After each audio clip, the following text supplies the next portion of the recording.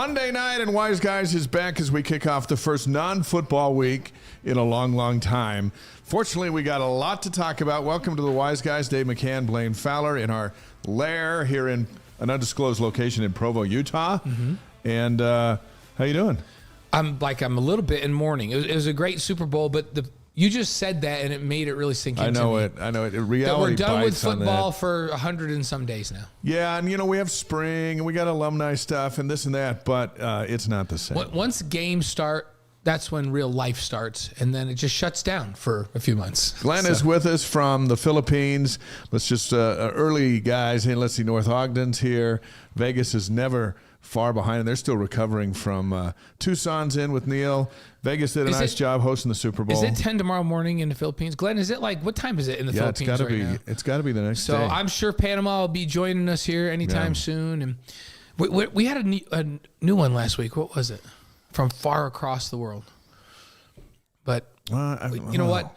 We not only appreciate the folks joining us from the Philippines and Panama and Japan and all over. Farmington. We love the people that are joining us from Provo too. And Japan's in. Corey Yoshimura is in. Yeah, Corey. He says he's tired of me calling him out every week. Yeah, well, for not being on. Hop on that stream. So now we know it's like 10 o'clock in the morning in Japan. I don't know what it is in the Philippines, but Corey. Singapore will be along here shortly. Put an earbud in or an AirPod. What are the everything you call those things you put in your ear? What are those? Earbuds? Yeah, put in your earbud in and listen while you're working. Airbud is the movie about the dog. No, that's the movie about the dog. That's right. Hey, we're the #1 global live stream BYU sports show in the world. And as is evident, our live stream, South Carolina's in tonight, Laramie, Wyoming. Good evening, everybody. All our stuff is waiting for you on our YouTube page or ysguys.com. And tonight's show, of course, is live on Facebook. Nebraska in the house. Hey, Nebraska. Hey, Drummond, Montana in the house. Drummond, Montana. And Brock, thanks for joining us from Provo. Yeah. Right down the road from us here in Provo. So we're on Facebook, Twitch, YouTube, and ysguys.com. And then the podcast is up tomorrow wherever you get podcasts. So we launch on Monday to, put our arms around the world for a whole week. And then our hub remains wiseguys.com, ysguys.com. Yeah, that's where everything is. And make sure you subscribe, get our weekly email. I subscribe, I get our weekly email. And sometimes I go back and look at the highlights of all the great guests we've had here, including Steve Young and Danny Ainge. I saw Steve on a couple of commercials yesterday. Yeah, for the Super Bowl. He's everywhere. Wally Joyner, Marie Osmond, Jimmer Fredette, soon to be Olympian Jimmer Fredette, Kyle Van Noy, Sherry Dew, you name it. We've had him on here. And so make sure you go to ysguys.com and subscribe and get that weekly email.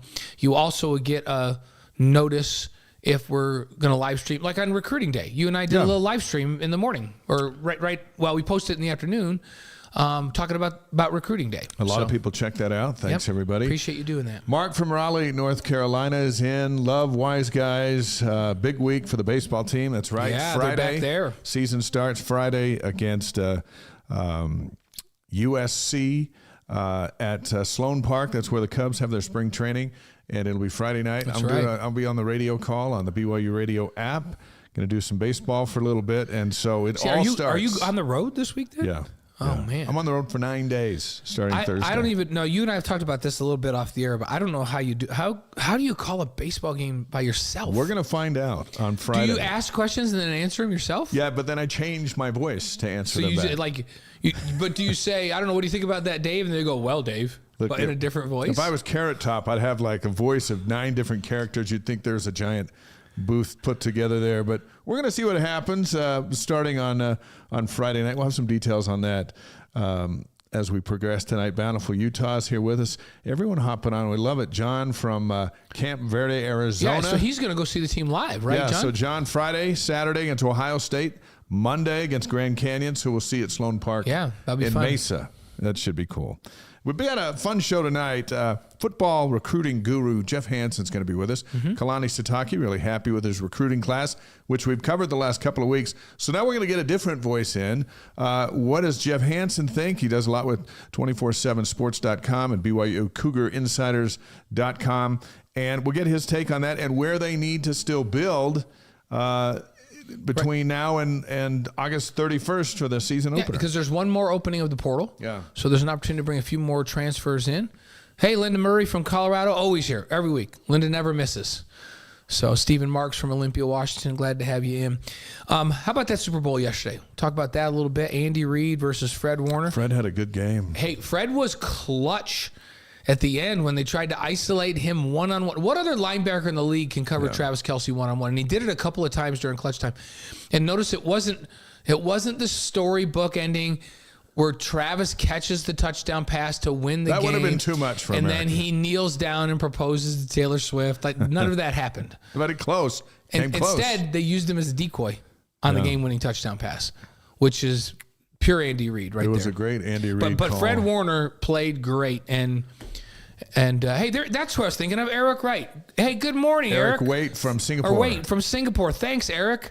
It's Eric Waite. I knew Eric had been joining us every week from Singapore. And then right there next to Eric in Singapore is Kyle from Rexburg, Idaho. That's right. Good to have you. Is the wind Kyle. blowing in Rexburg, Idaho? Because when it is this time of year, I like to stay south of there. So. It is always blowing up there. We're going to talk BYU hoops tonight, and we've got a special guest in studio, basketball analyst for ESPN Plus and BYU TV, Kristen Kozlowski. So if you got some questions for her, put them on the live stream. We'll get to them as many as we can. We got a bunch of questions for her. The nice thing about Kristen is she covers both men's and women's basketball. So she knows all things on both sides. And she's watched this kind of, I don't want to say resurgence, but a surge from this BYU women's team with a couple of wins. And then she's covered the men with us all year long. So she knows all about both. So it'll be fun to have her with us. Sean's on the live stream. He says, Sean from way up in Orem, which is about 2 miles away from, it's way from up here. there. Way up there. Once we're up here, and then we got to go down there, and then we go back up there. That's right. And it's a short stint to Orem. And Mark Brown says, I'd say BYU was heard more than any other college during the Super Bowl broadcast. It's probably right. Could have been. Because they several references to Andy Reid. Fred Warner made a couple of big plays. Yeah. No, BYU's guys in the league right now are really visible in the positions they play. Warner played a MVP-like game. Had the 49ers won, he could have been. And on there. And Belle Biv DeVoe, who was in Belle Biv DeVoe? DJ knows this, I know. I bet Kristen doesn't know who was in Belle Biv DeVoe. So, DJ, was Bobby Brown in Belle Biv DeVoe?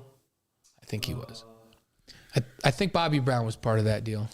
So he says, hey, with the new OT rules. And they sang Poisons. Poisons is a song I remember. Why would you want to kick the ball first? Kick it to the Chiefs. Awful. Baffles me. Still baffled. Well, there was an article in ESPN today, and we can address that right now because we weren't planning to, where the Chiefs players talked about the fact that in summer camp, Andy Reid said, hey, by the way, when we get to the playoffs, there's going to be a change in overtime rules. So for the next couple weeks, we're going to practice what we're going to do when we have overtime in the Super Bowl.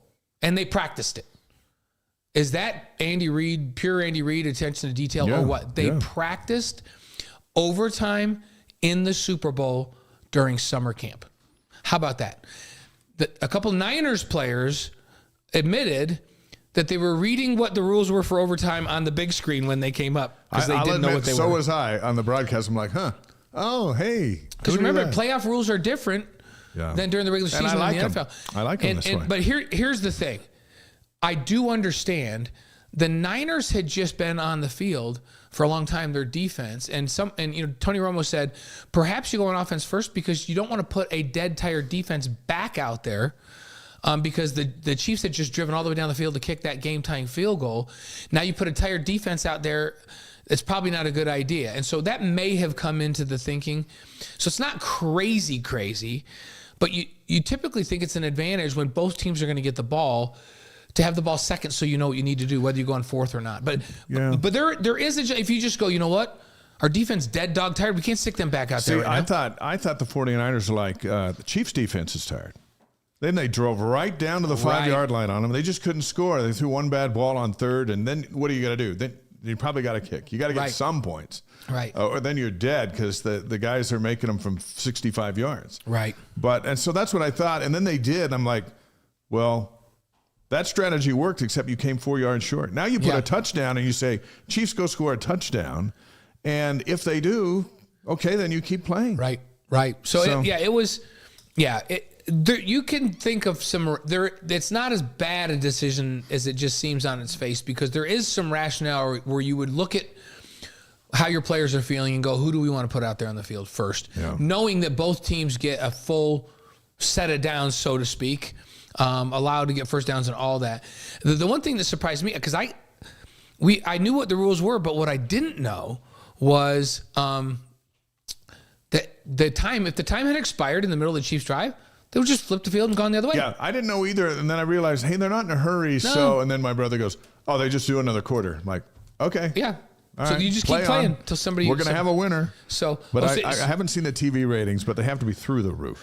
Okay, so Bell Biv DeVoe, we have the info now. We try to keep up on music here. Close. He says close.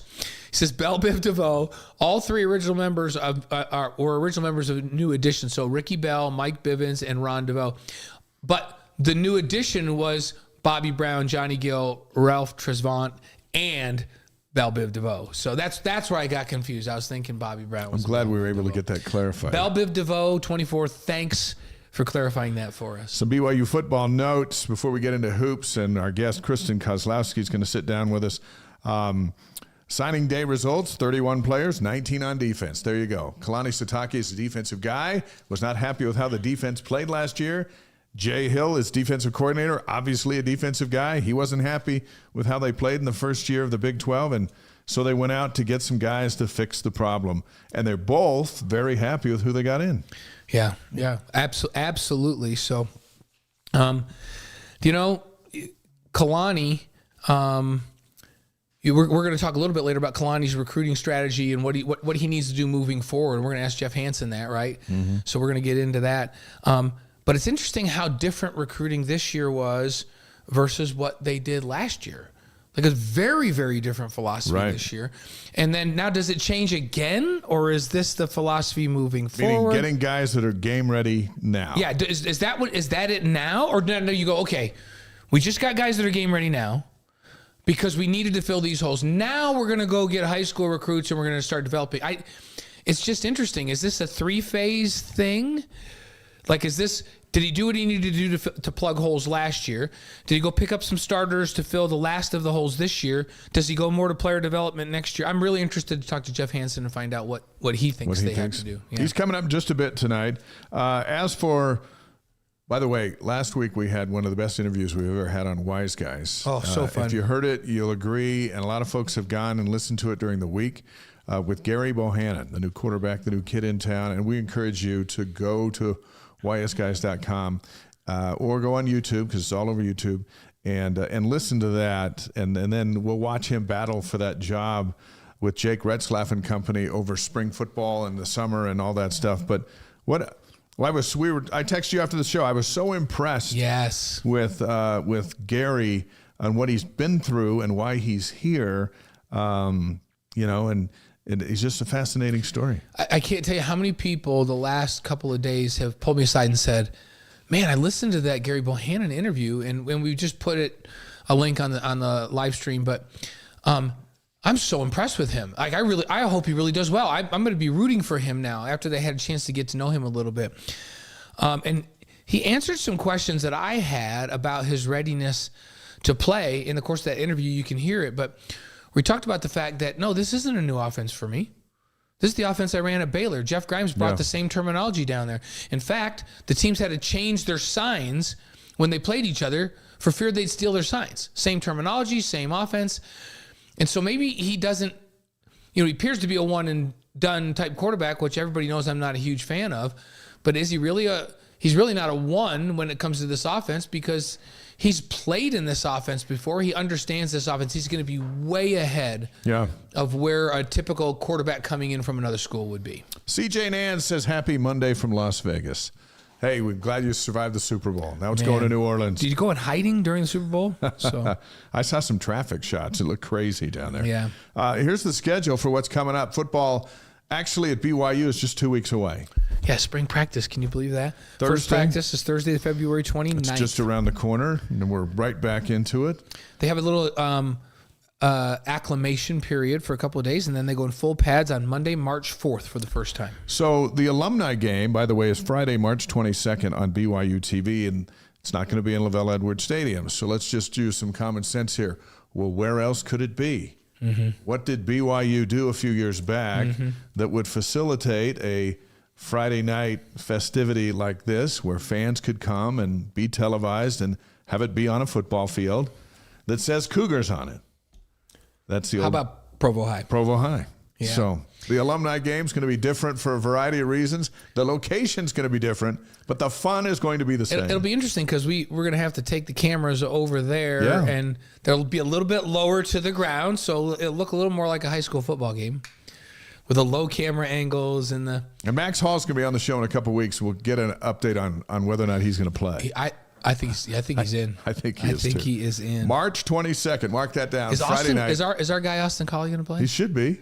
Should be ready to go. Yeah. All those guys. Dennis. Yeah, Dennis We'll see should who's play. coming back. Yep. That'll be fun. And that's not too far off either. Right in the middle of the NCAA tournament, we'll have a Friday football. And we right. know BYU won't play on a Friday because it's Friday, Sunday. That's right. In the big dance, so there won't be a conflict there. And remember, alumni game, just like they did last year, is not the last day of spring ball. No. It's the Friday before the last week of spring ball. So they'll come back and have another week of practice. That last practice will be on Friday, March 30th. So starts on Thursday, February 29th and ends on Friday, March 30th. Fan Fest in Dallas, April 27th. In Phoenix, Gilbert area, May 18th. That's to get you ready for the SMU game and the Arizona State game, right? Yeah, and you know what? They're putting a new surface in at Lavelle Edwards Stadium. We need to get a surface guy in here to explain what they're doing. Yeah, you know what? Our Our main guy just retired, though. I don't know who's doing that this year. Yeah, we'll find out. Yeah, we're on it. We're on the case. Yeah, and people were asking about can we get Andy Reid on the show? I'll personally do my best to try to. That's my personal challenge. Yeah, too. I'll try to get him. I texted sometime this summer. I just before he gets texted him busy a little again. while ago. Brendan and I are just so happy for he and Tammy, and it's. So I just texted him a little bit ago, congratulating him. I usually let all of the crazy noise wear off a little bit, although I'm sure it hasn't worn off yet. And he's usually really good about getting back to me. So, yeah, we'd love to have Andy on the show, and he's great. Our pledge to you is we're efforting that. I'll do my best to try to get him on. Men's basketball 17-6, 5-5 now in the Big 12. Before we get into some of the details that have gone out today as far as the rankings and all of that stuff, we do want to send our thoughts and prayers out to Marcus Adams and his family with a sudden passing of his dad over the weekend. Adams is a freshman at BYU after transferring from Kansas. Didn't play there, practiced a little bit, but was enrolled there, and now at BYU got his waiver, and he's had health issues through the season with his leg and personal issues as well, but nothing bigger than what he's going through now. So we ask that all of you keep him and his family in your prayers. And we wish the best for Marcus. Yeah, tough blow for the Adams family. So, yep, our thoughts are with Marcus for sure. As far as Marcus and his teammates and what's going on with basketball, the AP Top 25 comes out. They get beat by 16 points at Oklahoma. Doesn't matter.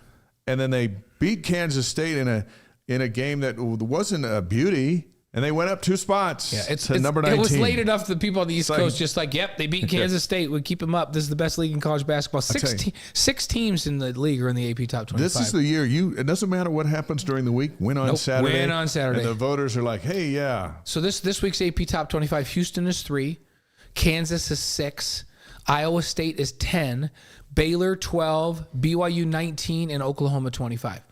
So Oklahoma on the road, you lose to a ranked team on the road, doesn't hurt you. Yeah. You move up. In fact, you lose to them on the road, and you move further ahead of them in the poll. Coach's poll has BYU at 17. Yeah, and it looks really similar. Oklahoma, Houston is 3, Kansas is 7, Iowa State 10, Baylor 13, BYU 17, and then Oklahoma's 21. So Oklahoma a little bit higher and BYU a little bit higher in that poll, but 6 teams in the coaches poll as well. In the all-important net ranking, BYU's number 8.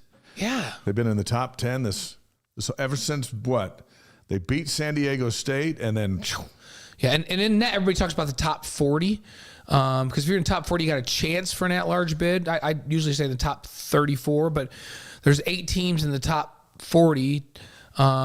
Houston's number 1 in the net in the country. It has been for weeks and weeks. BYU is the second in the league at 8. Iowa State's 9, Kansas 12, Baylor 13, Oklahoma 30, Texas 33, and Texas Tech 37. So they got Iowa State on the road. That's coming up. That won't hurt them, win or lose. Winning helps. Losing isn't going to hurt them. Right. Baylor will be here in a week and a half. Yeah. They're 13th in the net. So the San Diego State win continues to be a good one. San Diego State's 19 in the net, and that was a really good early win that got BYU up there to begin with, and it's been hard to knock them down. Now Central Florida comes in here tomorrow night.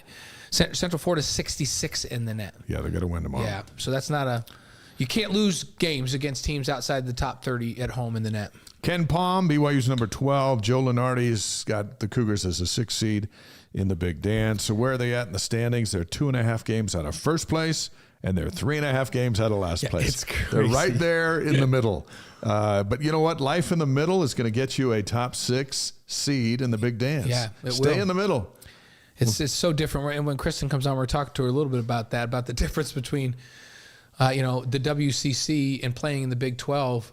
We'll ask her thoughts on that. But it just seems like there's a lot more leeway when you're playing in the Big 12 to have a stumble here and there and just be fine. We got a lot. Let's bring her on right now. So since we're Yeah, Kristen, come on.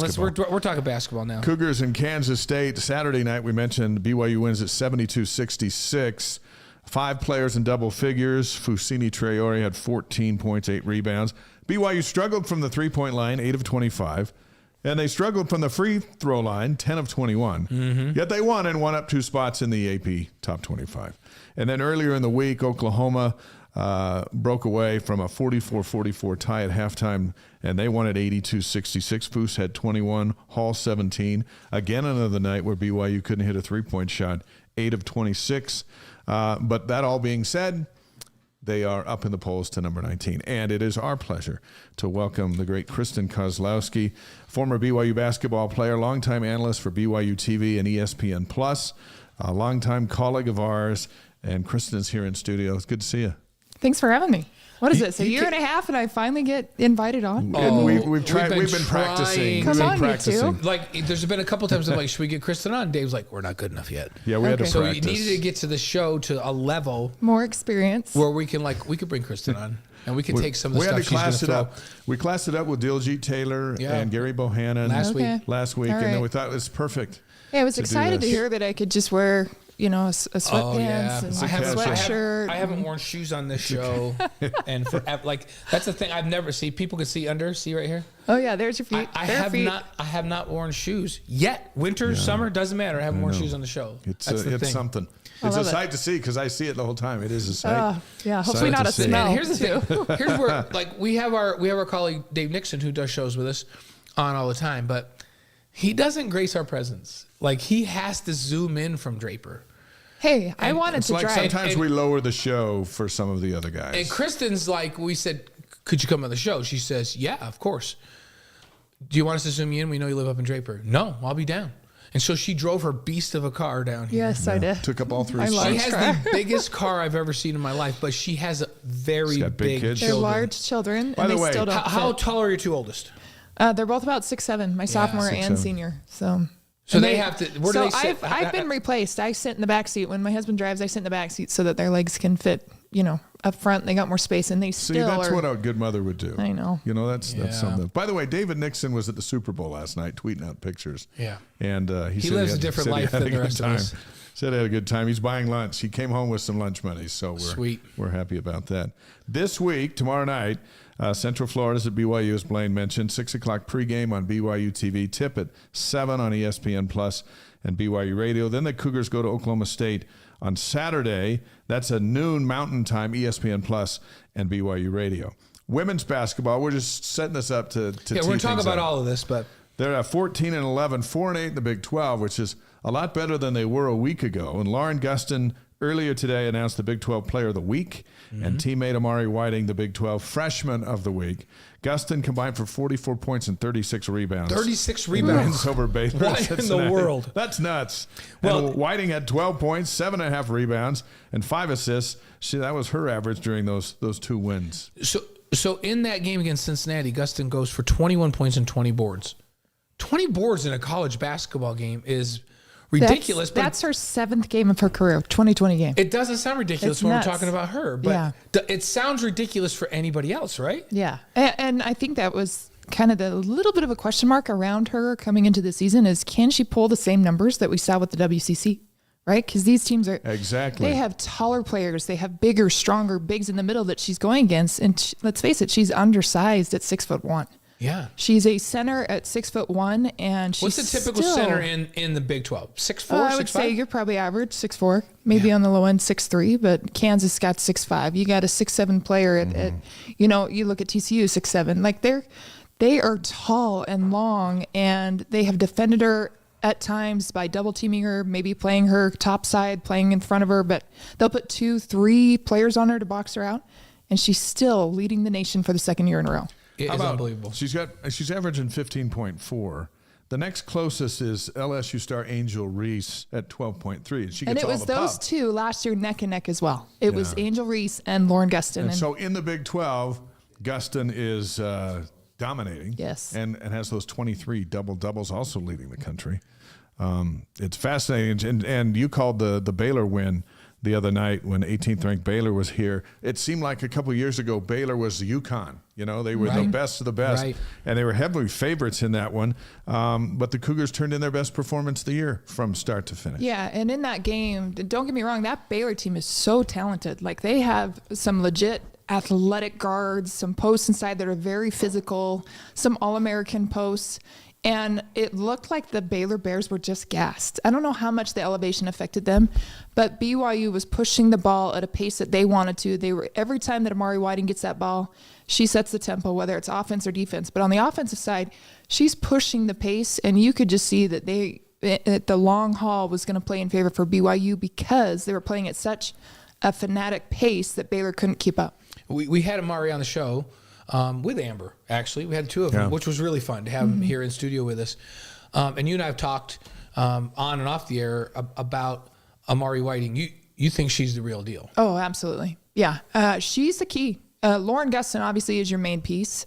But if you don't have a point guard that can go against the guards in this conference and get the ball where it needs to go, set the offense up, and then just as equally as important, set the tone defensively. She's their ball hawk defensively. And every time you watch her, her job is to stop the ball at midcourt.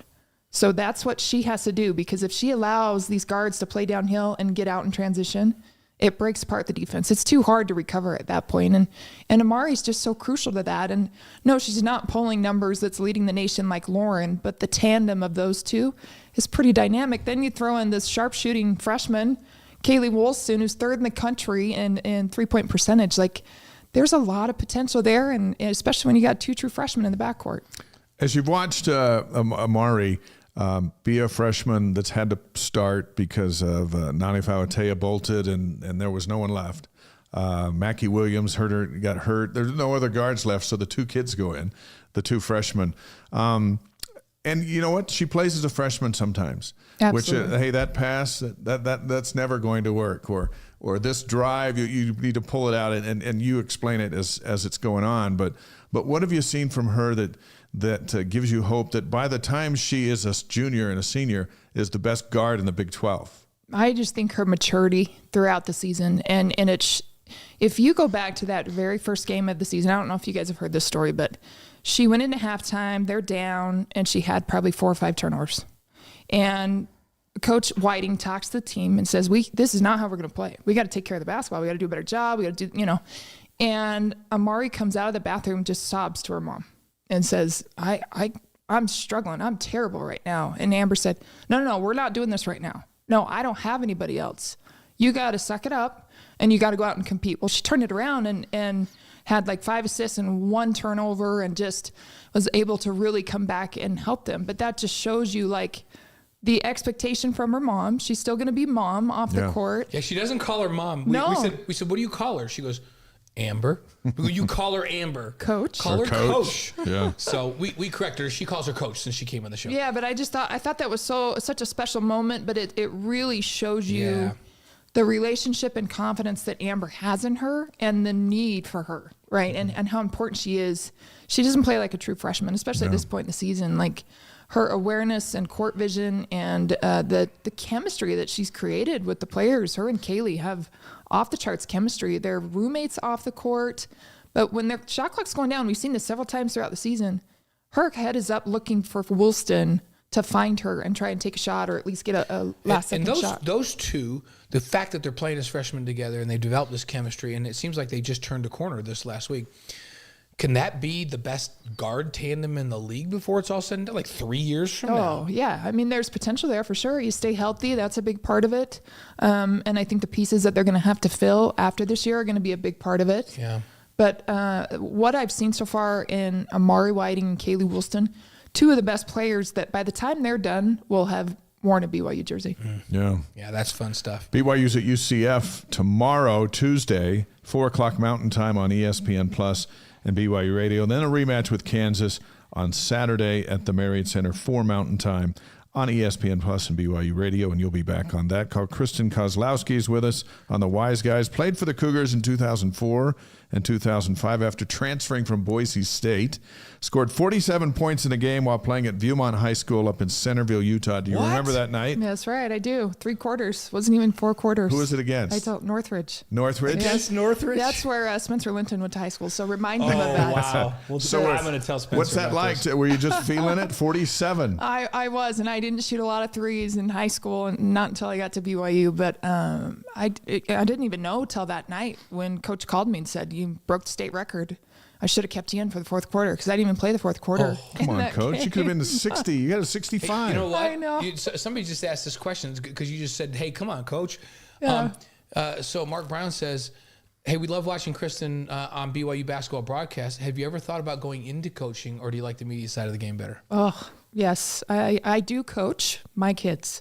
Believe it or not, I've coached all of my boys in travel ball, AAU ball, every single one of them up until high school. And then you give them to the high school coach when they get to high school. Then it gets a a litit more of this, Yeah, we're, well, they're we're telling you- button heads. Yeah. But, and, mom's on the bench. I coached Brody when I was pregnant with 9 months pregnant with my youngest. Oh, wow. And it was actually me and Mike Wilson, Zach Wilson's father. Right. We were the coaches of their little bantam team. Let me ask you this. If you're 9 months pregnant and you're out arguing a call with an I know. official, did you always win I all those always calls? won, but Oh, I yeah. didn't always Who's going win to with rule my against child. that? Yeah. Did Brody ever say, "Mom, you don't know what you're talking about"? No, my boys are pretty receptive, and credit to my husband because he put the foot down and said, "You will never disrespect your mom, even if she's your coach. You treat her, And so we always had a really good relationship, but I could always get to that point where I knew they needed to move on and be pushed by somebody else. But to your question, I did want to coach right out of college.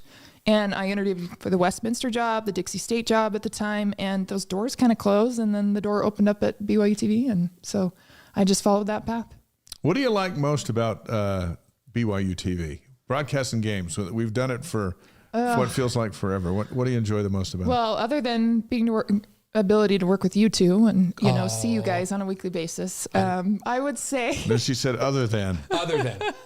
Yeah. By the way, remember, we're still on the show after you're done, so we can clarify a lot of things. I do enjoy the people I work with. And you guys know, we've had so many good memories at the WCC tournaments and going to Vegas together and all of that. There's so much that goes on. I've always thought we should just put a glasses cam or something. And record it. For all of the conversations we have when we're not on the air. Yeah. Because that's when the game be really the gets big broken ticket. down. Because we don't hold anything back, and Tyler's going off, and you're, Yes. Yeah, But I do think it's allowed me as a mom to still be at home and be able to still keep my foot in the door and be a part of sports and be a part of BYU and not, I've watched how many coaches have to be in those meetings late night after a loss till 2 a.m., 3 a.m., and I'm calling a game and going home. And I absolutely love it because I'm still close to the teams. I still get to know all of these unique people, these coaches throughout the nation. And it's just a great opportunity. You guys are a great sports family, and it's not just basketball. Obviously, basketball is a big part of it. Brody's the best player in the state right now, and signed with USC, heading off to USC. Your next oldest is a big-time football guy. He is, yeah. So my Jace, who's a sophomore, is right neck and neck with Brody right now in height. His challenge is putting on weight, especially in the football when he plays on the line. But the Coach Care up at Corner Canyon is shifting him to defensive end and maybe a little bit of tight end. And he's got great hands and he's quick off the line. And so I was telling you before this, it's very interesting when they're passionate about something, how early they're willing to wake themselves up. When it comes to school, I'm dragging him out of bed. But when it comes to football workouts, he's getting himself up. That's universal, by the way. There has been some talk with Brody.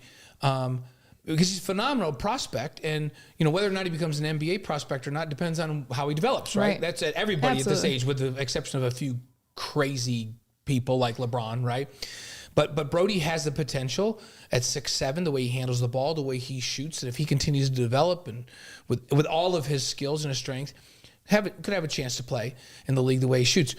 But there's those that have come to you and said, he's an NFL tight end. Yeah. Yeah. Like why is he not playing football? He's like custom made. Yeah.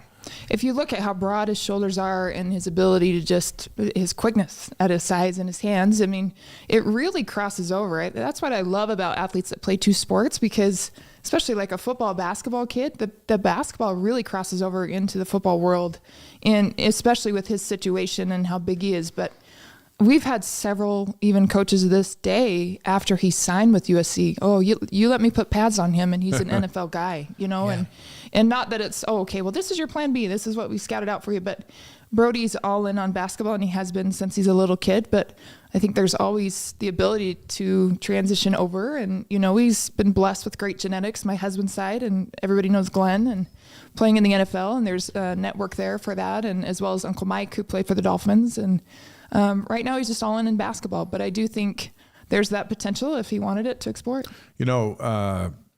We saw a lot of hits in the Super Bowl last night. Yes. The NBA and college is physical in basketball. It's nothing like that. No. As a parent, I think you probably go, hey, basketball seems like it's just the right thing. That's the back and forth in our house, too, is whose sport is tougher, because Jason Brody will go at it and say, no, you're not getting hit like I am. Did the family gather and watch the Super Bowl yesterday? We did.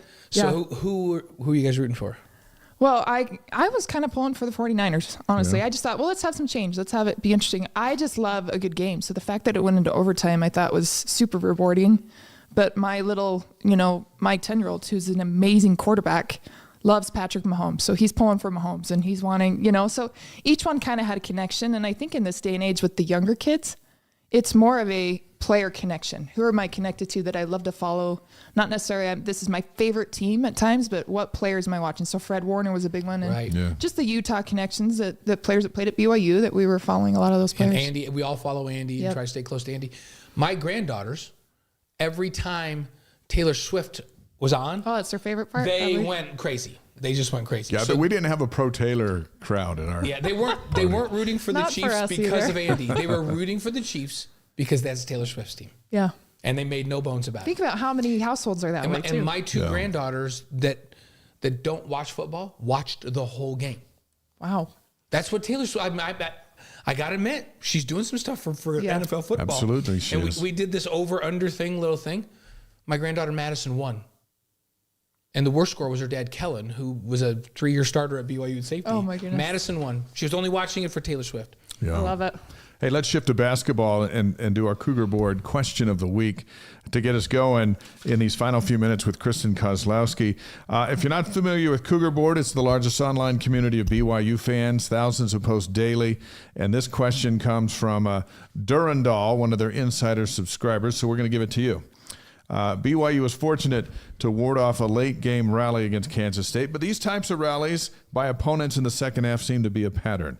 Why do you think BYU is giving up these scoring runs, and what do you think they can do to try and limit these going forward? Oh, that's a great question, especially taking on UCF tomorrow. Yeah. And that one became very close late in the game as well, where they went on a stretch. I do think that it can be a number of things, and it's just based on game to game, depending on what runs. We saw in that Kansas State game where BYU went on a 6-minute run where they hadn't scored a field goal.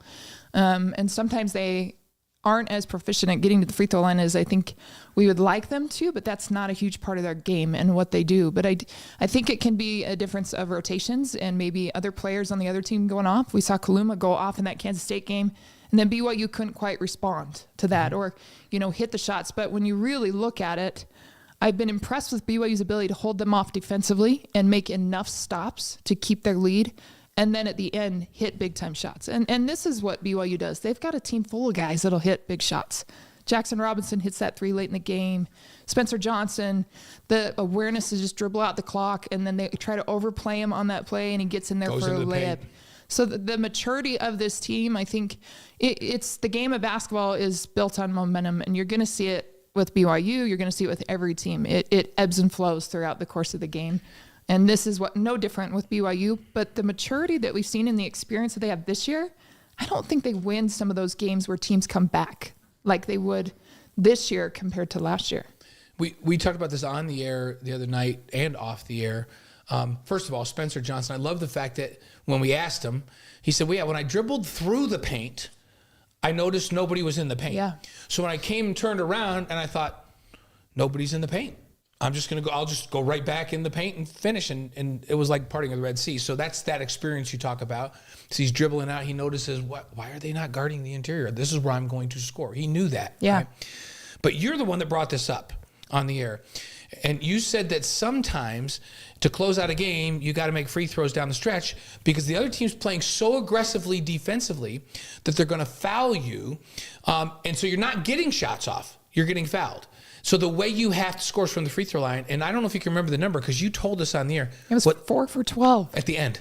BYU went 4 for 12 in the second half of the free throw line. Yeah. You pointed that out and I was like, well, there's in that game, and you said in their game specific, in that game, it wasn't so much they couldn't make a shot, they were getting fouled. Yeah. But which is a good thing, right? Because teams are going to overplay them. Right. That's the game's plan. That's the scout. BYU's a 3-point shooting team. Let's run them off the 3. Let's make them make long 2s, put the ball on the floor, make tough shots inside the perimeter. But if they're getting fouled, they're taking the contact. That's even better. And part of that's the inside game with Foose, right? Right. But I do think, to your point, it's like we got to hit more free throws. And then I think we decided that 3 of those were the front end of 1-on-1s. Mm-hmm. So that's the equivalent of going 4 of 16. Right. Or maybe not quite that, 4 of 15. So all they have to do is make free. So is there something they could do differently in preparation that they can make more of those free throws down the stretch that are important? Well, I think it's all mental. By the time you get there and you're at this level, it's a mental part of the game. And sometimes that can be contagious, where you see a teammate step up and they miss the front end of a 1-on-1, or another teammate steps up and then the other guy feels maybe just a little bit more pressure, whether they acknowledge that or not, or realize in their head, oh, well, it's getting tight. I got to knock this down. But BYU did enough early, which is what we talked about. They've done enough early in the first half. Sometimes they don't start too strong, but the gut of that first half, the middle of the first half, BYU did really good in terms of stretching out that lead, hitting shots, getting into a flow, so that it carried them when they were in a scoring drought of that 6 minutes, no field goal. Yeah. And then they were able to close it out with their defense. And their defense and physicality coming into this year have been the biggest changes that I've seen, along with, I would say, that maturity and experience with these guys. But you have to be able to defend. And what they're doing with their defense, they're not going to be up pressuring you the whole game like we've seen with some of these teams, these tough defenses like Iowa State or Houston. But this is a BYU team that's smart defensively, and they play into those strengths and they pack line it sometimes, and they get in those passing lanes or driving lanes and just do a really good job not over gambling with who they have. Yeah, keep everything in front of them. ESPN has BYU as a lock for the big dance as of today. Central Florida at the Marriott Center tomorrow night. BYU football recruiting guru Jeff Hansen's going to join us in just a couple of moments. Blaine's going to hit you up with 5 good questions. Before we do that, Valentine's Day is coming up. We know Travis is listening or will listen. What are your expectations from Travis? And didn't you guys meet on Valentine's Day 2005? Oh, it was close to Valentine's Day. It was about a week before that. So around. This is a special time for the Kozlowskis. We know that Travis he's a very romantic guy. He's always thinking romantically. He is. And it makes it more difficult in the chaos of our lives, right? Because we got a couple games on Wednesday night and, you know. We got life. Yeah, but he's already ahead of the game. Like, he's already laid out, hey, we're going to go to breakfast together after we get the kids off to school. We've got pedicures and manicures set up. We've got massages set up. Good job, Travis. Yeah. So now, I hope Brenda is still at the basketball game. Hopefully she's not listening. No, because I think she's at Bradley's. Travis has gone next level. She cannot hear this nonsense. That is crazy. Okay, well, that's a good day for you. What are you trying to do here? Make us all look bad? Now I got to up my game. Yeah. That's really... Remember, it is a two-way street. I understand. Valentine's is a two-way street. When that often the second part of the street's often left off. When does the wife reciprocate for Valentine's Day? This is more of a husband needs to be, like the flowers and the chocolates, right? Don't you feel like it's more of the husband needs to put more effort in on Valentine's? I don't think the wife does anything on Valentine's Day. No, they do. Make his favorite meal or his breakfast. Yeah, see, that's good. What do you do for him on Father's Day? That's the question. Yeah, Father's Day is a big one, but it's a lot of my kids, whatever dad wants, you help him out or you there you go. Take care of it. Okay. All right, let's go. 5 questions. Okay, 5 questions. Your favorite sports movie? Oh gosh, I would probably have to say Hoosiers. That's the same as Marie Osmond. Yeah. That's a I love that classy one. choice. Yep. Favorite singer or band? Celine Dion, hands down. Really? Oh, wow. You didn't waste Yeah. any time on that. No. Yeah, and all my kids know it. Okay. Yeah. What's your favorite song that she sings? Oh, I would My have to Heart go Will with Beauty Go and the Beast. Oh, yeah. Yeah, Taylor's it's Old- probably Okay, a that's a good one. classic. Yeah. All right. Okay. Favorite breakfast cereal? Cereal. Honey Bunches of Oats. Okay. That's a good one. Are we writing these down? Yeah. We're Because I just kind of keep track of them. I have a whole thing of them. We can use it against you if we Yeah. have to Okay. sometime. Taking a poll. Yeah. Yeah. The worst cereal we've ever heard was Danny Ainge plain shredded wheat without any. No sugar. No. It didn't feel like he had a lot of agency in that decision. No, I Like think, cut up fruit or something on no, it? no. Oh my I goodness. think this is on Michelle actually. Okay. As I think it is. So Okay. All since right. the heart problems, Yeah. Oh, okay. That makes So, sense. yeah. That makes Yeah, sense. yeah. plain shredded wheat, I would put like 9 teaspoons of sugar on it. But Yeah, anyhow. that's not. That's good frosted mini wheats That's after not that. good. Get enough Well, sugar then on why there. not just do Probably frosted mini worse. wheats? Captain Crunch, right there. Oh, see, that's Trav's favorite. Yeah. But Well, he doesn't love see? the berries. He No, likes no, the plain. just like it straight. Yep. Yeah, I That's don't right. need You any. finally I don't found- need any He decorations. finally found another person that just likes That's some plain. Travis. Because the rest of us like And the my crunch kids berries. are like, It's a quiet give me all movement. your berries. Yeah. Yeah. I like the Yeah. crunch berries. So, So there you go. I'm a cinnamon life guy. So your favorite memory at BYU? ooh, favorite memory. Do I have to just pick one? You can give us a couple. I would say the trips that you went on. Like I think some of those well, I say vacation, but it was so fun with my teammates. And I'll pick one. We went to Alaska. We played in the Anchorage shootout out there at University of Alaska. That was one of my better tournaments as a player, but Travis had a lot of extended family when we went there. We get off the plane. They surround us with family that we've never met. They're probably third, Yeah. fourth generation family. And they put on a huge luau at the church for us, fed everyone. It was this big, huge deal when we were there. So that's probably my favorite memory. That's pretty cool. going up Awesome. there. That's Yeah. great. Spectacular place too, isn't it? So Yeah. Well, we went in November, so it was pretty cool. yeah. Your favorite piece of advice you've ever given your children? Oh, that's a good one. I would say, remember who you are when nobody's watching. Yeah, and act as if someone is, but when nobody's watching, who are you truly? That's the great character reveal, isn't Yeah. it? Who you are. I like Very that. good.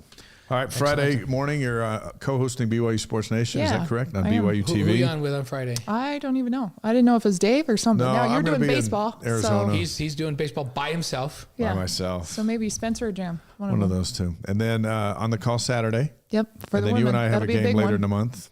Yeah. I think it's Houston when they come in. We'll be back together. And We've done a lot of studio stuff together. We've never Yeah. done a game together. We haven't. Yeah. Well, we're both color analysts, so Yeah. one there's of us only has so to. many words. You know, we had Jimmer on. The three. Jimmer was with us. Yeah, And so I we had know. to find a place for where Jimmer could participate with us, as opposed to how us could participate with Yeah. Jimmer. And so it took a few minutes before when you add a third person in No a matter basketball who it game, is, you that's just hard. Yeah, because basketball, so much action carries it. In football, there's so much dead time you can do that. and there's no eye contact in basketball. In a studio like we were all working the studio show, you're giving an answer. I can give you a look that I'm going to ask you something Exactly. next.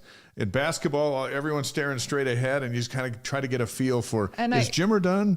I Is Jimmer thought done that so we I can might start? have to tap him a couple times, under Yeah. the table. Yeah, It's like- your turn or whatever. Did Kristen control Jimmer? But- I thought she controlled him. I thought he did a really good job, but anytime you put 3 on, it's difficult. And I Yeah. thought Jimmer's just a brilliant mind when it Yeah. comes to the game, and so you just analyze the game and you think of it that way and don't get too overworked. Because I think when you come into this initially, and that was his first live game, Yeah. I think you can get a little overwhelmed thinking, oh well, what do I got to remember? What do I got to and just talk about the game, talk about the live game. Yeah. We'll have Jimmer on with us in some games as we swing back around Yeah. for. I year used to 2 do of the Big 12. play-by-play. You did? So I did soccer, That's men's it? volleyball. So I you did. and I- you yeah, and I I Really? used to do play-by-play. So Nice. next year, you and I will do a women's game together. Yeah, we'll see. We'll see. Let's let him try play-by-play. I can do play by I play. liked my role.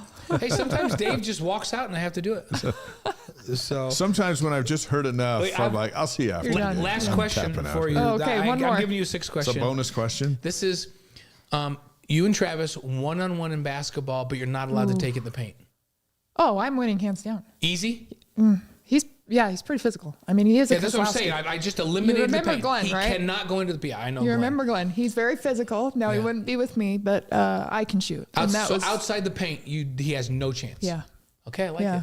I put a qualifier in there because I knew that Travis would just try to back her down and just power. We would get that question with Brody a lot, and I could outshoot him up until a point, but both of us can't beat him at this point. So even the physicality. We had Amari and Amber in here, and that was fun to ask them who this, who that. Well, although a lot of times you're like, we'd say, who's the best in the family? Oh, Dad. Because he's a phenomenal shooter. He was a good shooter. Yeah, he's a great shooter. So, hey, thanks for Absolutely hanging out with us, and we'll see you in a few days. Okay. See you Anytime. down the road. Thanks, Kristen. The great Kristen Kozlowski. See her on Friday on BYU Sports Nation, and on Saturday as BYU takes on Kansas on ESPN Plus and Big 12 now. And she's great. She's great at what she does. Amazing. She's also moonlights on ESPN and all that other stuff. We love her. And Kristen, be safe driving that. I think it's a Humvee limo or She's something. safe It's driving gigantic. that. It's everyone else that needs a heads up. It's like a Humvee limo out there in the driveway. BYU kicks off spring practice on Thursday, February 29th. The Cougars' second season in the Big 12 starts on Saturday, August 31st against Southern Illinois, with the Big 12 opener September 21st against Kansas State. Kalani Sitake is happy with his recruiting class. He just completed it, and here to discuss it, and I'm going to talk slowly here as DJ moves back over to the board, is recruiting guru Jeff Hansen of CougarSportsInsider.com, which is part of the 24/7 Sports Network. And Jeff, we welcome you to the Wise Guys. Thanks for hanging out with us on this Monday. Appreciate it. Happy to be here. Thank you guys for having me on. How are you guys doing tonight? Good, Jeff. It's good. Great to have. I don't know why we haven't had you on here yet. We should have had you on here a long time ago. It's a treasure trove of knowledge. Yes, he is. Yes, he is. Well, hey, I hope so. I'm excited to be here. I'm looking forward to it. at what point did you realize that college football was becoming a year-round thing? Man, I've always been a big recruiting guy, so I've always kind of paid attention to it, year long, because recruiting never stops. But I think in the last few years, when I started to get tired in the months of June, I'm like, holy cow, there's a lot going on for the month of June. That's when I realized it kind of shifted. Recruiting never stopped, but now it never slows down either. It's pretty gnarly all year long. BYU just signed, well, if we include both signing dates, right?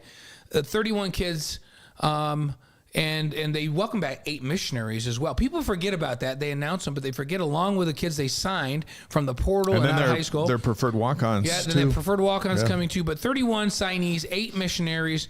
The preferred walk-ons that Dave mentions. How do you feel about this class for Kalani Sitake? I really like the class. I've been asked that question a bunch in the last few weeks, and I think there's two I guess paradigms that you can really look through. And the first one, you compare BYU to where BYU has been. And in that respect, this is a really, really good recruiting class. BYU landed a couple of 4-stars that, throughout that decade of independence, they probably aren't getting. They flipped some guys from Power 5 programs. It's definitely BYU's strongest recruiting class in several years. And there's an argument to be made that it's the strongest class, since, the Jake Heaps class back in 2010. I think you could make that argument. Now, there's another paradigm, though, that you compare BYU with where they want to be, right, with the rest of the Big 12, and that's competing for championships.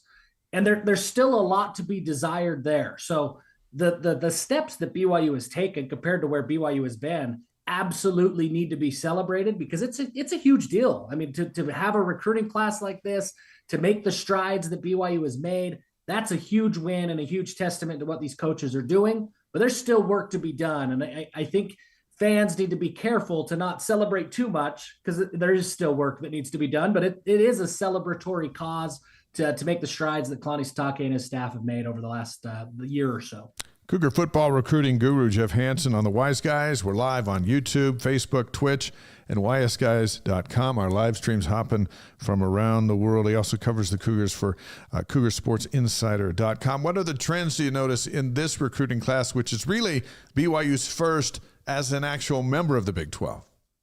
I think the biggest thing, and Jay Hill, Kalani, they both kind of talked about it, was BYU didn't shy away from the recruiting competition. And I think if we're being honest, I think if you got the coaches, you gave them some truth serum. I think in the last few years, when they would see some of the big boys get involved, some of those Power 5 schools, they would kind of shy away. Maybe they wouldn't break away contact entirely, but they would take a step back and start looking for their plan B or plan C. That didn't happen this year. It didn't matter whether it was Texas Tech or whether it was Utah or whoever it was. BYU, if they wanted somebody, they continued to stay in the fight. Now, they lost some recruiting battles, but they won a lot more than they had. And I think that's a really encouraging trend. It's something like 86% of the guys that BYU signed had competing Power 4 offers. 86% is not 100%, but in years past, it's been in the 40s. Less than half of the recruiting class would have that Power 4 offer, those competing offers. So BYU didn't shy away from competition, and that is super encouraging because there's going to be a lot of competition moving forward. Jeff, I've heard inside and outside the program, and I want to get your take on this for sure, where people go, yeah, sometimes we don't get the stars because we get an LDS kid, and we still use that term LDS, but from Northern California, and he commits after his sophomore year, and it doesn't matter whether that kid really should be a 4-star or not. He stays a 3-star because he committed to us. So say a Fred Warner commits after his sophomore year, which this isn't the case, but and then he's Fred Warner, and he's great. And they go, well, Fred would never be more than a 3-star recruit because he committed to us. Does that go away with BYU being in the Big 12, or was that ever really a thing? You know, I from a rating standpoint, it might have been a thing. I think it would be silly. I look at a guy like Connor Pay, who's exactly what you described, Blaine. I mean, he committed early. He could have got a ton of offers, a ton of attention. He could have chased offers, gone to camps, chased the spotlight, and his rating probably would have climbed. But he was happy where he was at. He knew he wanted to go to BYU, so he didn't do that. So I think that there are certainly some examples where that's exactly what happens. But I think what's changed, and I've got to go, back to when Matt Bushman was being recruited. Matt Bushman, out of Arizona, highly recruited guy. Once he committed to BYU, I talked to a number of different schools and contacts along the way. That at that point in time, they said, he's committed to BYU. LDS dude going to BYU. We're not even going to try. It's not even worth it. He already has it locked in. And I think Matt Bushman, his rating was probably capped as a result because there just wasn't a whole lot of attention. But nowadays, I think that's changed. And I don't know why. Maybe it's independence. Some of these other schools thought they could flip guys. I don't know what it is. But now you get a guy like Reiner Swanson this year, plays the same position as Matt Bushman. He committed to BYU. Everybody kind of knew where he was going to go. But that didn't stop schools like Texas and Oregon from making a push all the way up until the very end. And then even after he committed, still trying to get him to flip from that BYU commitment. And his rating climbed as a result, as there was a ton of attention and he had a lot of spotlight on him. So I don't know, Blaine. I mean, to answer your question, I think historically, there was probably several examples of that you could point to in every class. But right now, I don't know what it is, but schools aren't as intimidated by that BYU commit. So they're going to continue to chase guys, even though they're committed to BYU. Kalani said in his press conference announcing this February class that they've changed their strategy to go get guys who are ready now instead of guys that they can develop and in 4 years have ready to go. And I think the first year of the Big 12 kind of revealed where they were depth-wise. So of this group that he's brought in, let's put you on the spot, who in this group do you think will be on the field competing for minutes on the last Saturday of August? Yeah, I'm a big fantasy football guy. And so when I'm looking at fantasy football, there's a couple of things. You've got to have talent, but then there has to be opportunity for somebody to play. And so I think when you look at early contributors for BYU, it's the same kind of equation.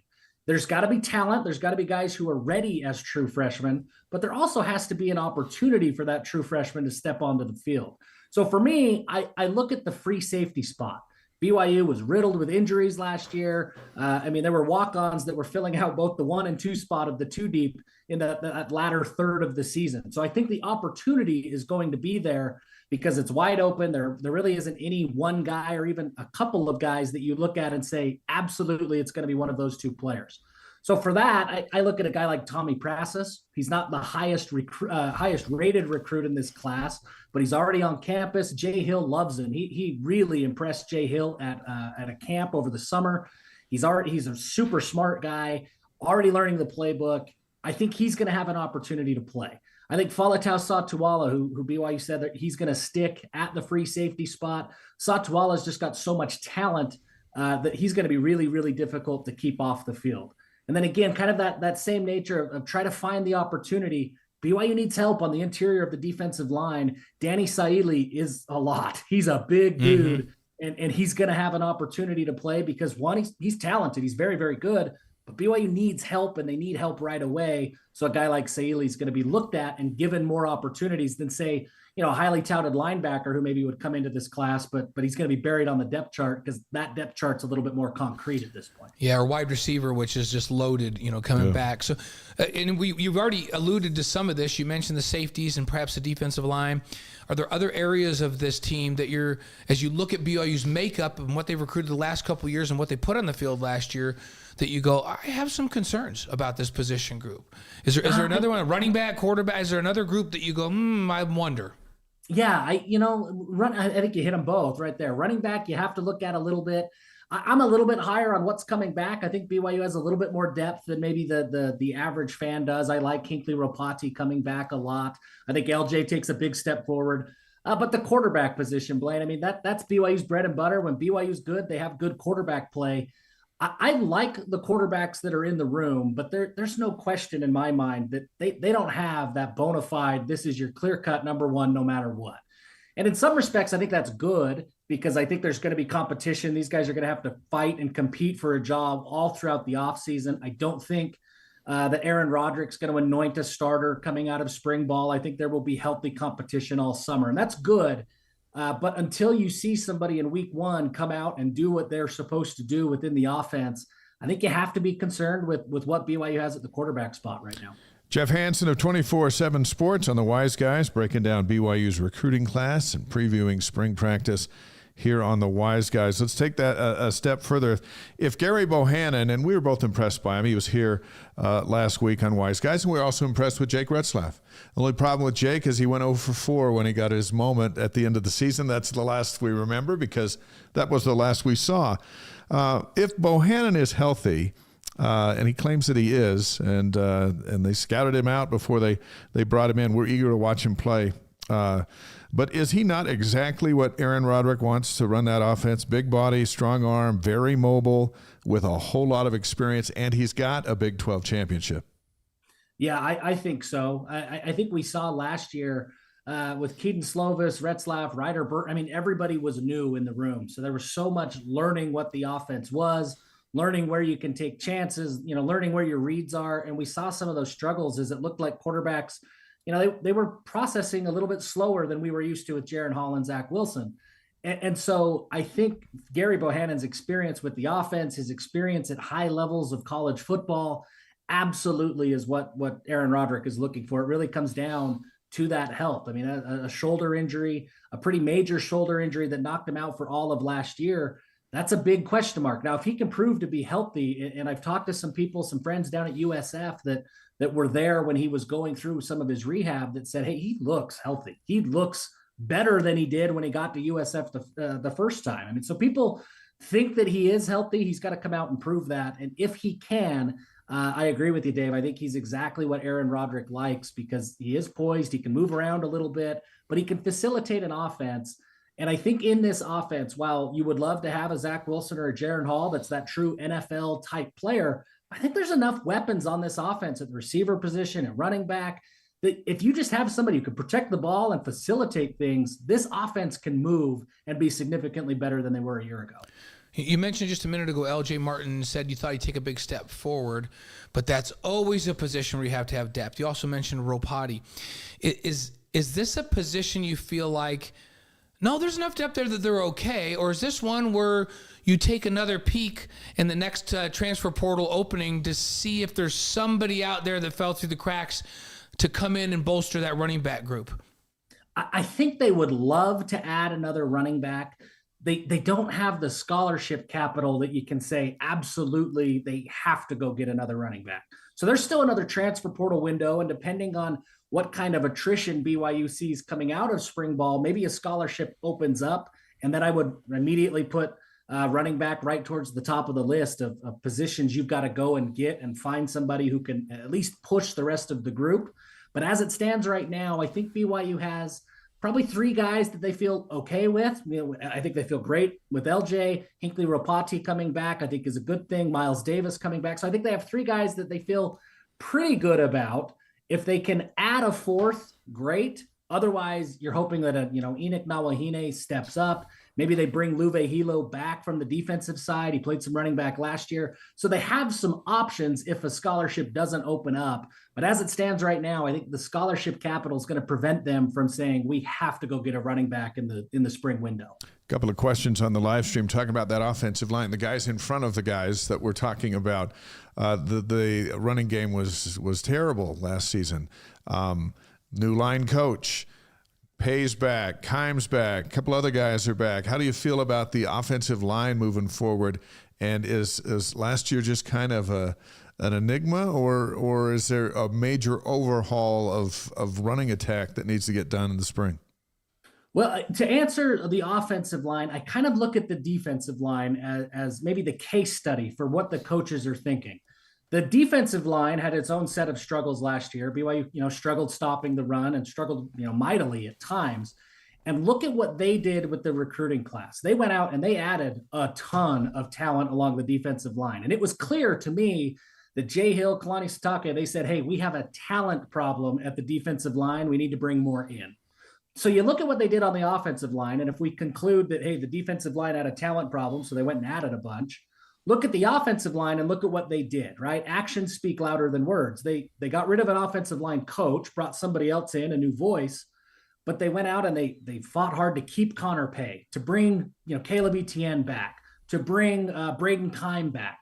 They're trying to bring guys back, and they didn't go out and add a whole bunch. Now they may still add 1 or 2 more, but they didn't go out and add bodies at all costs on the offensive line. They kind of rolled with continuity and tried to bring some guys back. So to me, that says that Aaron Roderick, that Kalani, they're looking at this offensive line and saying, nope, this was a coaching problem, a schematic problem, a game plan problem, whatever problem that they addressed with a coach, but they think they have the requisite talent to compete if they can get the coaching spot right. Now, they got to add some depth. I think they'll still probably look at 1 or 2. I know they've had scholarships, kind of earmarked for an offensive lineman or 2. I think that still is the case. But I think by and large, they feel better about the talent level of the offensive line than say they do the defensive line. What's your thought on the new coaches that were brought in and what they'll bring to this offense? What changes might we see offensively with a new offensive line coach and new tight ends coach?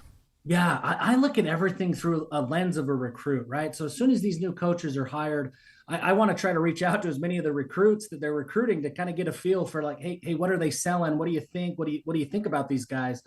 And the resounding feedback that I've heard about Coach Woods is that he's a hard-nosed guy. I mean, he's a no-nonsense guy. For a fan base that has clamored for accountability and somebody to bring some discipline or whatever, adjective people have wanted to use, they've wanted that. And it seems like TJ Woods is that guy. He's a no-nonsense guy. I look at what he has done throughout his career when he's had elite talent or even good talent, right? Back at Utah State, at Wisconsin, and even at Oregon State, he's been really good when he's had talent. Now he's been at some places like, Georgia Southern or Western Kentucky that hasn't had that level of talent, and there's been some struggles. But when he has talent, he brings results. And I think you're going to see a disciplined offensive line. I don't think you're going to see, missed blocks and pre-snap penalties. Now you hope that he can design a game plan with Coach Roderick. They could figure out the schematic side of things, but I don't think BYU is going to allow themselves. I don't think Coach Woods rather is going to allow BYU to be beat because of effort and to be beat because of being in the wrong spot. If these guys don't know their assignment and they're not given 100%, they will not play. Now, Coach Gilbride, you mentioned him. The same thing. I talk to recruits. That's what I want to know. That's kind of my barometer for how people are feeling about him. Coach and recruits are excited. Admittedly, they didn't know much about him, right? I don't think a lot of people knew very much about him when he got announced. And so everybody looked at the press release and took to Wikipedia to find out, hey, he's got a pretty impressive NFL resume. But other than that, we didn't know much about him. But recruit feedback so far has been that, wow, this guy really knows ball. They can sit and talk X's and O's with him, and he demands a high level of execution as well. So I think BYU's added 2 disciplinarians, whatever word you want to use to describe them. I think they've added 2 coaches that are going to bring a different feel to practice, and then you're going to see a different result on the field in games as a result. Well said, Jeff. Interesting thing to me, it seemed like when BYU ran the ball better toward the end of the year last year, and we talked about this a lot on the air with our other analysts, they ran a little more downhill. It fit the running back style, even LJ's a little bit, where rather than run zone, especially outside zone, they ran some counter and power. The one thing I do know about TJ Woods is that he's got a great history of teams that run counter and power and pull guards and tackles. And so I would bet we're going to see a lot more of that in the offense next year. I think it fits the style of these offensive linemen and the running backs BYU has coming back. So look for that a little bit. I think we'll see a little more of that. Chris Brooks and Aiden Robbins would have loved that. They would have loved that. They would have loved that. Absolutely would have loved it. But I think LJ will love it too. College football recruiting guru Jeff Hansen with us on the Wise Guys tonight. A couple of more questions, and then we'll hit you up with 5 fun ones. As you look at the fall schedule, Jeff, considering the talent BYU has now, what kind of season do you project? Man, the Big 12, I'm super happy that BYU's there like everybody is, but they have not done BYU any favors from a scheduling front for 2 years in a row now. I think this schedule is as tough as it gets in the Big 12 with who BYU matches up against. There's no easy weekends. There's no weekends that you're feeling like, hey, this is a definite win once you get into that conference slate. So I think it's going to be a lot how it was last year. The games are going to be tight, and it's going to come down to a couple of plays. Now, I don't think that BYU, as a result of the talent, some of the changes, I don't think you're going to have that stretch where BYU just got blown out by teams there, late October, early November. I don't think you're going to see that. But I do think you're going to see 9 straight weeks in the Big 12 of toss-up games. I think BYU has a really, really difficult slate. I do like the way that it breaks down in terms of thirds. I think having a couple of bye weeks is good. There's no crazy road trip. So if these are the 9 teams BYU has to play, I think that lines up really well for BYU, but they definitely got 9 of the toughest teams to play in the conference. It's going to be fun. Yeah, couple of questions. This is from Brent Hansen, which somehow I'm feeling is related to you because he says, what kind of effect is the Big 12 schedule going to have on deer camp? Yeah, that's an important one for us. Yes, for your family, it sounds like this is important. That is an important one. We usually, we can schedule things around conference weekend. There's a Friday night game. So I think the Big 12 looked out for the Hansen family deer camp. There's a bye week now. We can go the whole week and enjoy it. Thank goodness deer camp. Brent also says Jeff's always bringing the heat. Keep it up. So that's from Brent. And then Jay Hansen, I don't think related, 1224, says, how does BYU's present talent compare with Utah's? That's what a lot of people are asking out there. Is there really a big talent gap, or is it a depth gap? What's your thought?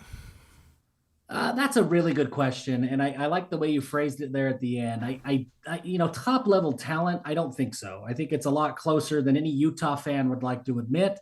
But when you start to look at the depth of the roster and you look at the entirety of a 2 deep, I think that the gap is a lot more significant than any BYU fan would like to admit. Now, I think recruiting classes like this help close that gap a little bit. But if BYU and Utah were playing in week 1 or week 2, I feel pretty good about BYU's chances to stack up and go man for man against Utah. It's that week 9 game that gets a little bit more questionable because you have to depend on who's hurt, who's coming back. BYU's depth just isn't quite there. I mean, and frankly, Utah's had a 10-year, Power 5 head start, so they should have more depth. But yeah, we would be lying to ourselves if we said that they didn't have more depth and the entirety of the roster is more talented in Salt Lake than it is at BYU. Right? So it'd be better for that to be the opener than 9 weeks in. Yeah. I wish that was the opener every year, but that's just us. So isn't it interesting that BYU has a quarterback that's coming off the shoulder, and it's got to be tested, and how many eggs can you put in that basket? Mm-hmm. And then Utah, since we're talking about the Utes, are putting all those eggs in the basket of Cam Rising that his major knee reconstructive surgery is going to hold up. And then both are going to take a deep breath and hope for the best. It's tough, man. I mean, I think, I'm sure you guys followed the Jets as close as I did. And it's really hard to put your eggs all in one quarterback basket. I mean, there's just, even the best quarterbacks still go down for a week or 2 most of the time. I mean, injuries are just so much a part of the game. I think that's a dangerous proposition for both teams. I like where BYU's at because you do have a guy like Retzlaff who has some experience. There is going to be a competition for the starter. Where Utah, they've got Rising, and if he stays healthy, great. That's a happy day for the Utes. But if not, well, we saw this year up in Salt Lake that it was just kind of a carousel of quarterbacks, and as one struggled, there wasn't really anybody to step up, so they kind of had to live with those struggles. It's a dangerous proposition when that's the game plan. See, Jeff just solidified what I say all the time. Quarterback's the most important position in team sports. He does say that. So, and it is true. All right, we're ready to hit you with 5 questions. We sure appreciate you on this show and want you on the show more often, and we blame ourselves, so we apologize, but here we are tonight. Are you ready for 5 quick ones? I'm ready. All right. Your favorite sports movie, Jeff? Man, I'm a big fan of The Sandlot. Maybe it was in Utah. Yeah. I don't know what it is, but Do you The know Sandlot what? Up at Lehigh. Nobody has said The Sandlot yet, and that when Jeff says that just brings back so many warm, fuzzy, good feelings for me. I love The Sandlot. It wasn't Lehigh, but it was up in Salt Lake County, I think. Yeah. I'm pretty sure. Tooele, maybe. Stuff in Ogden, stuff in Salt Lake. Yeah. That is so many great lines. And come there's on, hurry a lot up, of Benny. quotes. My clothes are wearing out. How many of us They're have going out ever? of style. They're going out of style. How many of us have said when something goes haywire, you go, I blame myself. Yeah, exactly. It comes from that kid who thought they could get the ball out of the beast's backyard. Who can forget the Benny the Jet Rodriguez? Sandlot, that's great. So awesome. Your favorite singer or band? Oh, man. I think if you would have asked me a few days ago, I probably would have jumped on the Taylor Swift train, but I think I'm all Taylor Swifted out these days. So I don't know anymore. You're Swifted down. It hit a boiling point. There was so much Taylor Swift. There's too much of it. Yeah. So who are you going to go with then? Yeah. That's a great question. I don't know. Who's your backup to Taylor Swift? Or is she like I've been Cam listening to a Rising? lot If of she's Garth out, Brooks. you're just in limbo. I'm just out. I'm podcast now. No, I'm a country guy. Been listening to a lot of Garth Brooks recently. Oh, old school Old country. Dominion, Morgan Wallen. A lot of country. Hey, have you heard that? I the new love song Old Dominion, a one-man band, one of my favorite songs. Have you heard the new song from Keith Urban? I have not. Oh, it's good. You should go get it. Watch it on YouTube. It's cool. Dave needs to He'll be listen to singing I that Don't live Want to Be pretty a quick. One-Man Band as he goes out and does baseball by himself I this gotta next be a week. one-man band. I don't want to be a one-man band. That's it. So I might don't be wanna singing be a that. Rolling I might be Stone singing that by alone. game 3. That's like, you need to listen to that song. This is applying to you next week. So we're putting you down for Garth. Are you good yeah, with that? I'm gonna go. Yeah, Garth. I like Garth. Okay, Yeah. all right. Or I'm gonna go Garth / Old Dominion because I like that. So favorite breakfast cereal. That is a great question. It probably is Captain Crunch. I'd want to say something a little flashier, but I always go back to Captain Crunch. Do you do the Crunch Berries or do you do the plain? With Crunch Berries. Oh, okay. Yeah. Because Dave is a Captain Crunch plain guy. Kristen Kozlowski, Honey Bunches of Oats, but she said her kids all and her husband's favorite are Captain Crunch. Plain. The kids like it with the berries. Yeah. The dad just likes it, so she buys the berries and then he gives them all of the berries. Kids need the berries, but the real men just take it straight.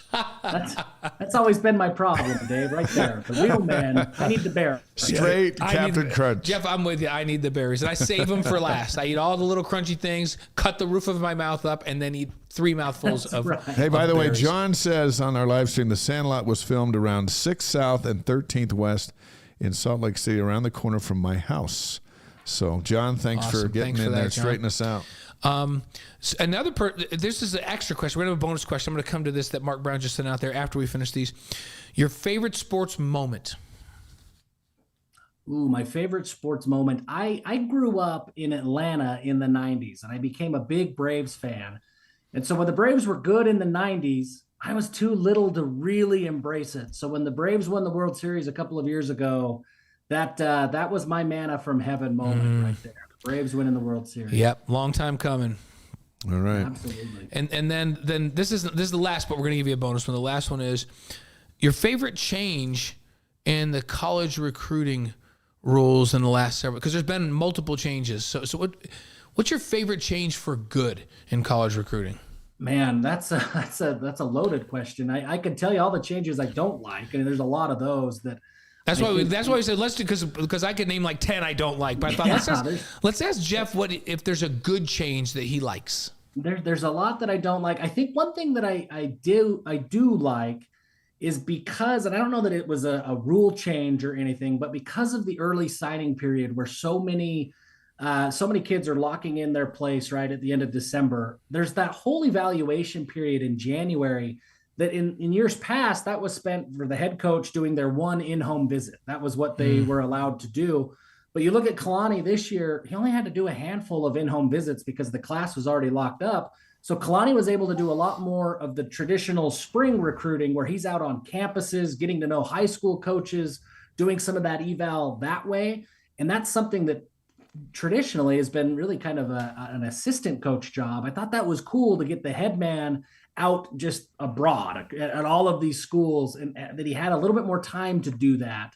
I think will help BYU in the future. It helps him, establish those connections with high school coaches across the country, build out that network. I think that was maybe not an official change that anybody made, but a happy consequence of some changes that happened. And I agree. That's good for BYU. Anytime Kalani can get in front of kids and parents, he's got a chance. He's the closer. He's got a chance when he gets multiple exposures to kids and their parents. He's got a chance to get those kids. He really does. Yeah. So whether he gets them now or later, right? He's got a gift for. Yeah, he really does. So here's your bonus question that says some. And by the way, John Higley just threw out the line. You're killing me, Smalls. Yeah, that's another one. So Mark Brown asked this. Love to know your favorite piece of BYU memorabilia because you got a bunch of it there behind you that we see on screen. Do you have a favorite piece of memorabilia? Let's see if I lean the right way. The belt there, the BYU belt, the title belt. It's from my guy. He's a Salt City Swagger. He does it for a lot of different teams. I think he's done some stuff for the football team, the basketball team. He does it for everybody. The origin story of how he got started. He's a cancer survivor, and when he, I guess, was in remission and he got to leave and ring the bell, he wanted to feel like a wrestling champion. And he was there at the children's hospital. He saw these kids that were going through their battle, and he felt like, hey, we've got to do something for those kids.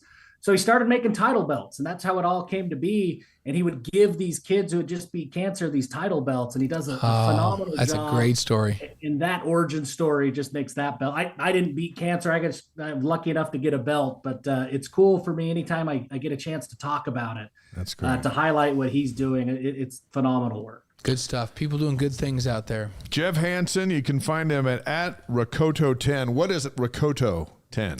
ROKOTO 10. Yeah, I went to Madagascar. It doesn't even really mean anything. It just came from the Malagasy language, and came home, started a Twitter account, and the only thing I could think of was mission stuff. So here we are. It was either a scripture verse or Rakuto 10, and I went with that one. So Rakuto 10, also CougarSportsInsider.com. We're all busy. We have wonderful careers surrounding around sports and all that, but don't let anything get in the way of deer camp. That's for sure. That's absolutely Priorities, as Brent Hansen would say. So there you go. Jeff Hansen, thanks for being on the Wise Guys. We'll see you soon. Thanks, Jeff. Appreciate you guys. Have a good one. A lot of information we got tonight. Yeah, he good knows stuff. He his knows stuff, and you know what? We're going to track his perspective as we get into spring and the summer, and see how it measures up. I think he's got a good beat on things. Yeah. Oh yeah. And he puts a lot of work into following all the recruits and how it's going, and not only follows BYU, but where they go at other schools and what they're doing. He follows Utah pretty closely. So we'll have him as a resource. Next week, by the way, Garrett and Dave Rose are going to be with us. They'll be here in studios so the night before the Baylor game. They're actually a public speaking tandem. Yeah, going out and about and doing that. We've had Coach Rose on before he went in the Hall of Fame last year. Right. But now we get them both on and kind of see what this what's this going 1-2 on punch with is this. all about, right? Yeah. And Steve Cleveland, our friend and former BYU head coach, Connor Pay, they're going to be here with us February 26th, and we'll get into March Madness. Noah Hartsock, David Nixon, Max Hall, TJ Haas. Greg Wrubell, Mark Durant will be back with us before the big dance. And are we going to bring Greg and Mark on together, hang tight right? with us, yeah. Yeah, that's going to be fun. I'm pumped about it. Anytime you and I get to spend time with Dave Rose, we've cherished that time throughout the years. It's always fun to have Dave with us. Hi, there's so much going on campus. This is the fun part of the show where we're going to take a few minutes and clue you in. There's so much winning going on. Yeah, there was a whole bunch of winning on Saturday. I wrote about it in the Deseret News today. If you get a free minute, you can find that at Deseret.com. It was an all-win Saturday, right? Yeah, it was early in the morning Yep. till late at night. And let's start with men's volleyball. They're now 9-3, 6-2 at home. It's number 6 in the new poll today, up 2 spots. Swept Long Island Thursday and Saturday. This week, number 2 Grand Canyon comes in Friday and Saturday night, 7 o'clock Mountain Time on BYU TV with Jerem Jordan and Steve Vale. So UCLA is in the following week. So Right. this is crunch time. They had a, Long Island, good program, but not the level of Grand Canyon and UCLA. So they're going to have to step it up and have fewer unforced errors. But big weekends coming up for BYU volleyball. Softball, 5-0 now. They won the Paradise Classic, which is pretty cool. We saw them tweet out, that they were champions down there. So BYU, Missouri, Kansas City, they won 17-8. And here's the fun part. The Cougars were down 8-0 in the second inning. And they won 17-8. And then they just kept going. And then they got hot. Yeah. Right? Because then they go against Ole Miss, great program, and they win 7-4. Then they rout Nevada 8-0. And then they play Missouri, Kansas City again, 3-0. How was it 17-8 and then it's 3-0? Pitching, right? Or a bad inning. Yeah, right. And then BYU, and they found their mojo on defense. BYU, Hawaii, BYU wins 3-2 and Agbayani's 3-run home run in the top of 7th. How about that? So they struggled on offense, and Aaliyah got up there and belts a 3-run shot. Hawaii's the home team. It's on their field over there. And so BYU starts the season 5-0 for the first time since 2010. Is that a vision of things to come here in the Big 12? Well, this week Are they a little more ready than we thought? Remember, Gordon Eakin was here, and he was saying We could be pretty we're good. going to be better than Yeah. They were picked 10th. Yeah. This week they're in Tempe, Arizona. They're down there where I'm going.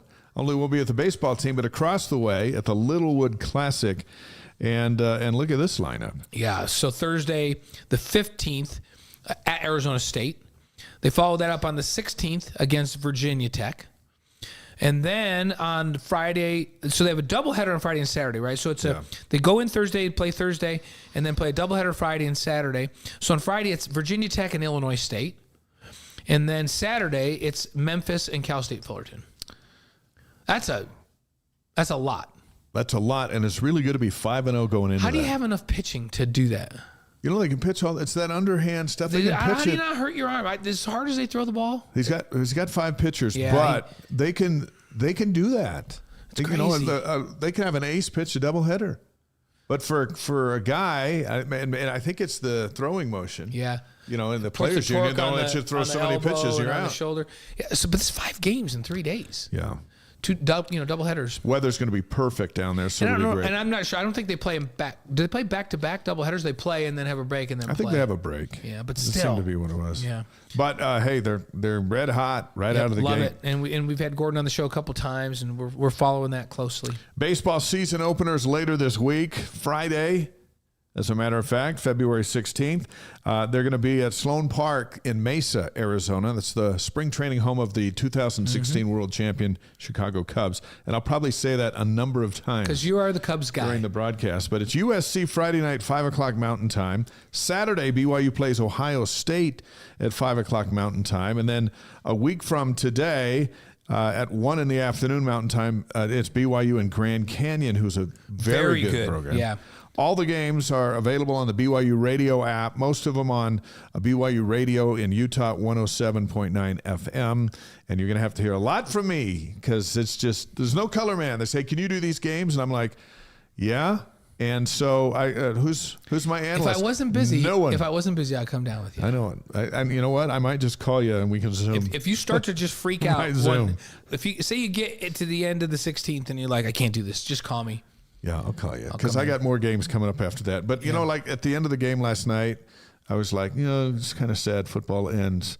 And then we shift right into, the world just moves into the next thing. And this week it's moving into college baseball with the major leagues following and big golf tournaments. And then we get back into football. But today is the transition day.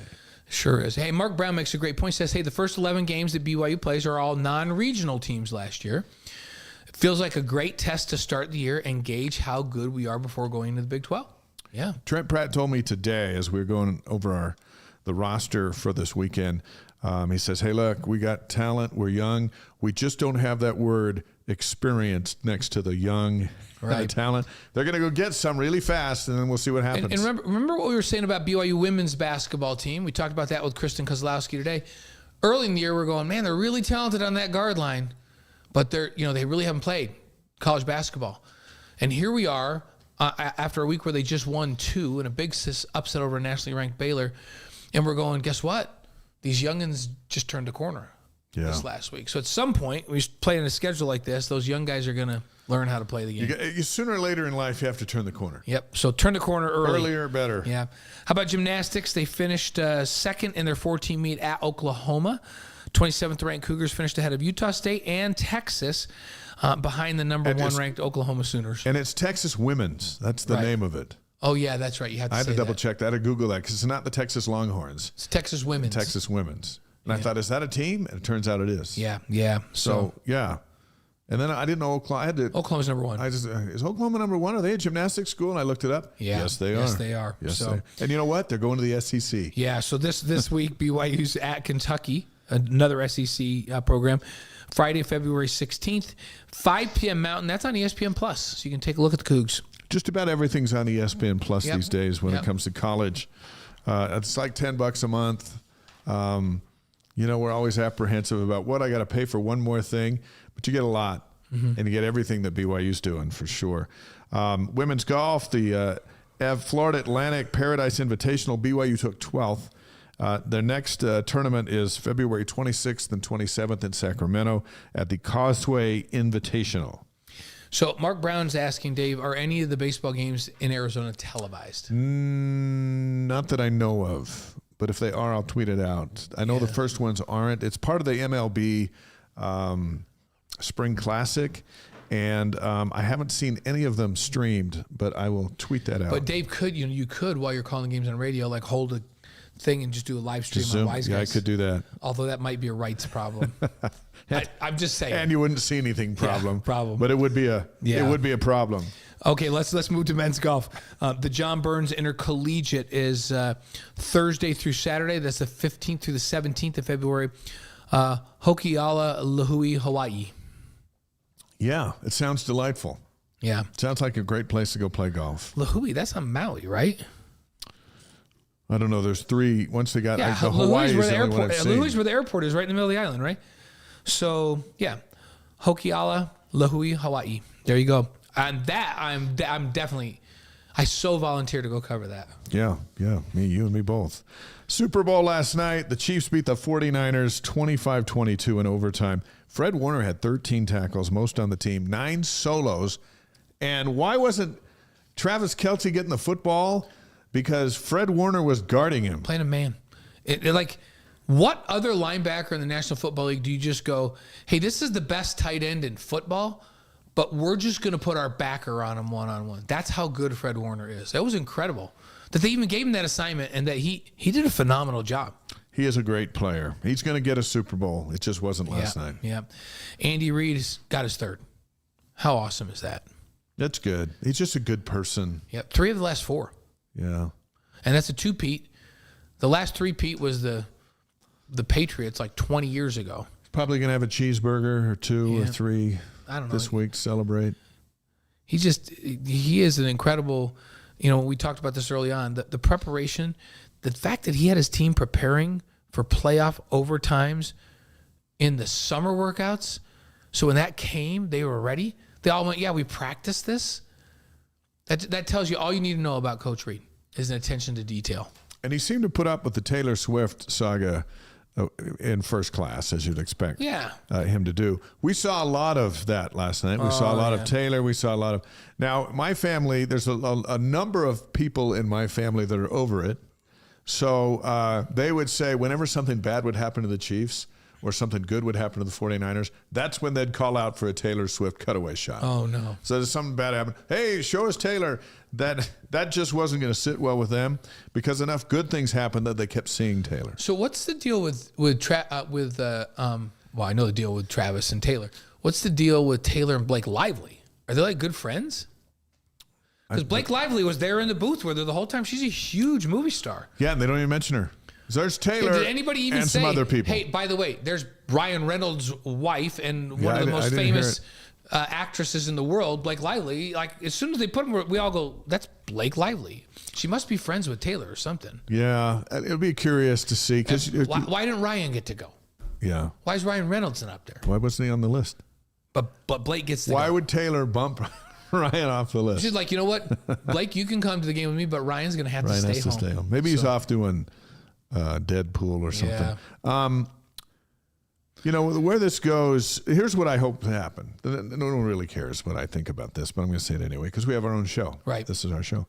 I'd like to see those two get married and live happily ever after. Yeah, I'm rooting for him. If it doesn't quite work out, I don't know where Travis goes for a new girlfriend, and I certainly know there'll be a new album for Taylor. Yeah, that's the thing. But you know what? If you ever break up, whether she breaks up with you or you break up with her, you get killed. We want the best for both of them, so it'd be nice to just, you know what, and do it right. Go get married, raise a family, and your life's never going to be normal because of the careers. Honestly, they genuinely seem like, and I know it's just pictures on a video, but they seem to really seem all in. Yeah, they seem to love each other and be really fun with one another. Yeah, so, be a great example for everybody. We're rooting for them, right? And have a happy life. But I don't know if we need to see it every weekend, but we might. Yep. But hey, more power to them. So, amen. So that enough for the Super Bowl, right? So, Michael Rucker, our guy. Oh, yeah. Who we've had on the show and gave us one of the greatest inside stories of coming out of the bullpen to face Aaron Judge in the 9th inning of a baseball game. That one's waiting for you at ysguys.com. Yeah, if you want to listen to a great, what it's like to be a relief pitcher, to come into a game with the bases loaded and Aaron Judge at the plate. Michael Rucker took us through that because he had that. And he did exactly what his coach told him not to. Yeah, came in with some high heat. He said, don't throw it, don't get it up in the strike zone or he will mash it out of here. And Michael did the great Vicini. Yeah. Well, that's exactly what he's going to think I'm not going to do. So I'm going to do what he doesn't think I'm going to do. And he did it. And then he did it. He got him to whiff. Yeah. So, well, he's now on the Phillies. Yeah, he's with the Phillies. We were texting back and forth. I told him, we were talking about last week. I told him I'd only be cheering for the Phillies when he was pitching or Bryce Harper was hitting. But Rucker reports to the Phillies this week for spring training. It's interesting because you got two active members of the church in the same locker room, and as big as baseball is with Major League, AAA, all the way down through, in the majors, I don't know if there are two Latter-day Saint teammates in the same locker room outside of Philadelphia this year. And, so they can play together and they can sit next to each other at church. And they're both great examples. And we wish them the best of luck. But that's a little unique. It's a little unique because there's not another locker room like it. It's awesome. Spring training starts this week, so they'll be together. Good luck to them. Good luck to both Bryce and to Michael. That fan base is hard. And the fact that they won it, now there's the expectation to win it again. Anything less, you stink. That's interesting. Rucker. It's the fan base that booed Santa Claus. Rucker is right now the only former Coug in Major League Baseball to answer that question on the stream. But Rucker went to the Cubs after the Cubs won the World Series. Now he's going to the Phillies after the Phillies have won the World Series. He just needs to get a little 1 year earlier. 1 year earlier. Could the Phillies repeat? Maybe. We'll see. So it's a long season. So hey, what do you think America's most preferred sport is? You know this answer. You researched it. Yeah, I thought it was interesting. Pew Research Center, they went and asked 12,000 adults, hey, what do you think is America's pastime? You remember we grew up, baseball was it. Yeah, but I've known this for a long time in my heart. It's a no-brainer, but now that's backed by research. Yeah. So they surveyed baseball, America's pastime, got 27%. 27% of 12,000. The king of American sports, which we've known for a long time, is football. 57%. And that's in all demographics. Men, women, doesn't matter. 57% say football is America's sport. I'm still waiting to see what the numbers are for that Super Bowl, which are going to be unlike anything over we've ever seen. Over 100 million for sure. Yeah. Basketball, by the way, was third at 8%. I thought that'd be a little higher. Baseball's still higher than basketball. So if I'm the NBA commissioner, I'm going 8%. That's a red flag to me. I gotta figure out what I'm doing. They need to find another Michael Jordan. Yes, they do. And Steph Curry was good, but not Michael Jordan. And Steph was lots of people love Steph, but he's now they're not that great anymore. You know what I mean? Yeah. And LeBron's kind of fading. So, and I don't know that the country fell in love with LeBron the way they did with Michael. No. Or Magic. Not close. Or Larry or...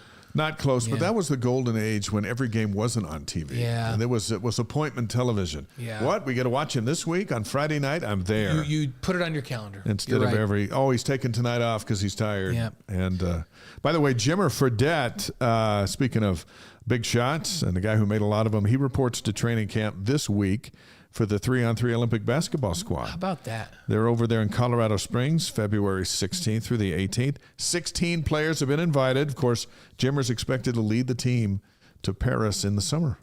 So fun. And are we going to have another Jimmer Mania? A global Jimmer Mania. Yeah. What if we have a global Jimmer Mania? Because he's already got Jimmer Mania to either revitalize, because the rest of the country still knows him, and now he's, let's say, it depends on where NBC puts the game. Let's say they put the 3-on-3 game in the medal rounds at night. And they're going, oh, I know that guy. That's Jimmer Mania. So then all of a sudden back comes the old Jimmer Mania. Yeah. And then in comes the new Jimmer Mania. And he's knocking down threes like they're going out of style. Yeah, absolutely. Hey, Michael Zimmerman says, baseball was my favorite sport, but I didn't even know that the Phillies won the World Series last year. That's what's happened to baseball. It's too bad.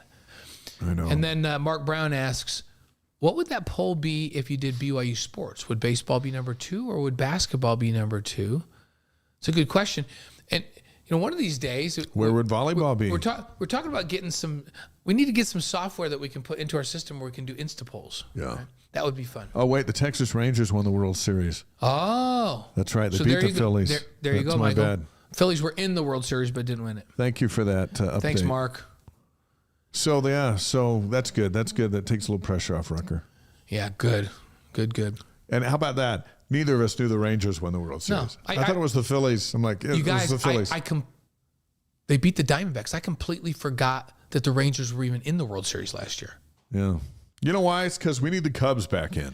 And here's the sad part. I watched the World Series last year, and now that Mark corrects us, I'm like, oh, yeah, that's right. Maybe we didn't watch it.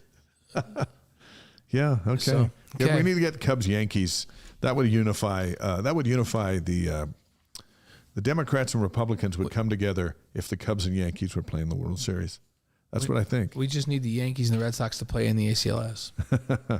Yeah, that would be fun too. Hey, thanks for those clarifications, and we wish again Rucker and Jimmer and Bryce Harper the best in the new seasons coming up.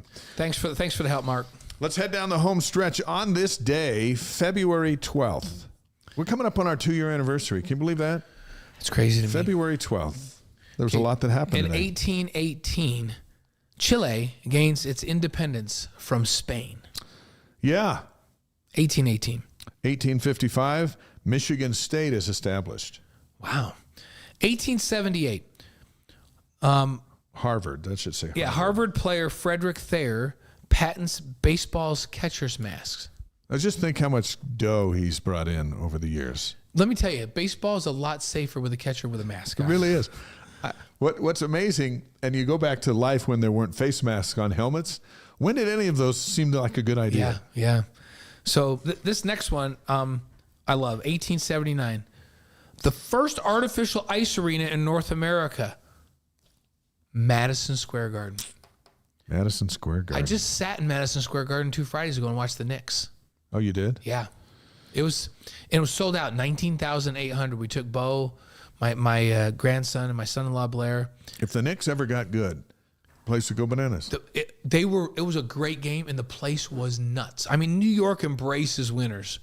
So you win there, you're big time. You're feeling good. Yep. Unfortunately, they have the Giants, they have the Jets, and lately they've had the Mets and the Yankees. Yeah, it's not been good. That's why they're all on edge. Yep. 1937 on this day, Cleveland was awarded an NFL franchise, the Los Angeles Rams, although they were the Cleveland Rams, and now they are today's Los Angeles Rams. It's moved all over the place. You think of Cleveland, you think of Browns. This was before that. They were the Rams. You want to hear crazy? 1949. That we know the capital of hockey, I feel like, is Canada, right? Yeah. It's not Russia. No. It's Canada. Canada beat Denmark in hockey in 1949, 47-0. It seemed like they'd have a mercy rule back then. 47-0. What's the equivalent in football? I can't even imagine. Like 275-3? Something like that. That's crazy. 47 goals. Poor goalies. 1958 on this day, Bill Russell pulled down 41 rebounds in the 119-101 win over Syracuse. Syracuse, were they the Nationals back then? The Syracuse Gnats? Something like that. I think they were. So 1994, the Winter Olympics began on this day in Lillehammer, Norway. Yeah, I remember I was in Vegas. It was on CBS, and I remember that jacked up our we're doing the news at midnight. Hey, we love the Olympics. See you afterwards at midnight. But the Lillehammer games, those were fun. 2023 on this day, the Chiefs beat the Eagles to win last year's Super Bowl. That's right. And now they have two. They've got back-to-backs. They have two Super Bowls in the same 365 days. That's right. How about that? 2 in 1 year. So February 12th, birthdays. Here we go. This is an important one. In 1809, Abraham Lincoln was born on this day. Honest Abe. 1809, same year, Charles Darwin. Wow. Interesting. That was a big day. In the history of the world, that was a big day. Those two come to the world. 1934, Bill Russell. So not only did he get a bazillion rebounds on this day, 41 rebounds. Happy birthday. It was on his birthday. 1968 on this day, Josh Brolin, the actor you may know as Thanos. There you go. In the Marvel's world. I thought, you know what? When I first saw Thanos, I thought, what is this, like a cartoon? Because he had, and everyone else has looks normal, I mean, to an extent. And then, to an extent. And then the more time you spent with Thanos, I was like, this is a bad dude. Yeah. And then he became his character, and they made a boatload of money. So how about deaths on this day? 1971, James Cash Penney, the founder of the J.C. Penney stores. Do you think his parents were infatuated with money to name him they named James him Cash Penney? Penny Had to be. And he made a bunch of it. And I think there's still some J.C. Penney stores around. Yeah. You got to look hard. Yeah. 2000 on this day, Charles M. Schultz. Peanuts. Yeah. But that great illustrator. Great impact on the world. Yeah. 2000, Tom Landry, the great coach, Dallas Cowboys. He always wore that. He always wore that hat. You know, coaches today were at the ball hat. Yeah. Andy Reid's got the hat down over his eyes. What do they have? What are they called? Little. He wore a. No, like not fedora. No, what's it called? A regular. Yeah. My grandfather used to wear one all the time, like a dress hat. It's old school. It's old school, a dress hat. Yeah, Bear Bryant used to wear one. You know. Yeah. So. Let's see. Mark is pulling in the last plug for some baseball guests on Wise Guys. Thank you, Mark, and we appreciate you watching. We just had Trent Pratt on the show. You can find that at ysguys.com. The players are going to be really on the road for the next month, and then we'll get some in. Yeah. So and we do appreciate, Mark, the help today on some of the baseball stuff. Yeah. And the fact that you guys have family home evening and have dessert while you're watching the Wise Guys, which I think is a phenomenal family home evening. Makes us feel like we're part of the family. So our Wise Guys quote of the week is from Charles M. Schultz himself. Seemed appropriate. Yeah, I think so. And this is appropriate for you and me because this is the age we're at, right? So he said, just remember, once you're over the hill, you begin to pick up speed. I just think about that for a minute. Because you got to go down the other side. Yeah, so you start going faster. Once you get over the hill, you begin to pick up speed. Charles Schultz introduced Snoopy to the world. Where would Snoopy? Where would the world be without Charlie Brown? Yep. And Michael Zimmerman, we don't check these facts, but Michael Zimmerman says that Charles Schultz died the day after his last cartoon. Is that right? So he was right up to his death. He was doing what he loved. Hey, speaking of doing what we love, C is for Cougars available at Deseret Book, Siegel Book, Amazon, the BYU store, the only BYU alphabet book in the world. There's a legend behind every letter. It's great for birthday gifts and for no reason at all gifts. It's like $15, and it's cool to have. So, and I have the very first one that ever came off the presses. I don't know, it was the first one. And it was signed. Signed, and I have it, and someday I'm going to sell it for a lot of money. So I'll probably be the one buying it. Yeah, you'll buy it back from me. Thanks to our guests from this week. Jeff Hansen, phenomenal job breaking down recruiting and helping us with BYU football. And for Kristen Kozlowski, our colleague that we're really blessed to get to work with, great basketball mind. coached her boys all the way up through. That was fun to find out. Yeah. And we love Kristen. She drove down from Draper just to be on the show tonight. Yeah. So And it's fun to get us in this setting where we can relax and just Yep. and just visit.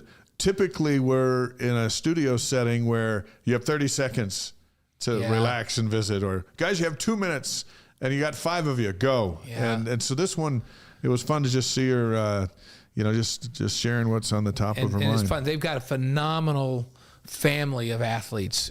Kristen does. She and Travis have done a phenomenal job.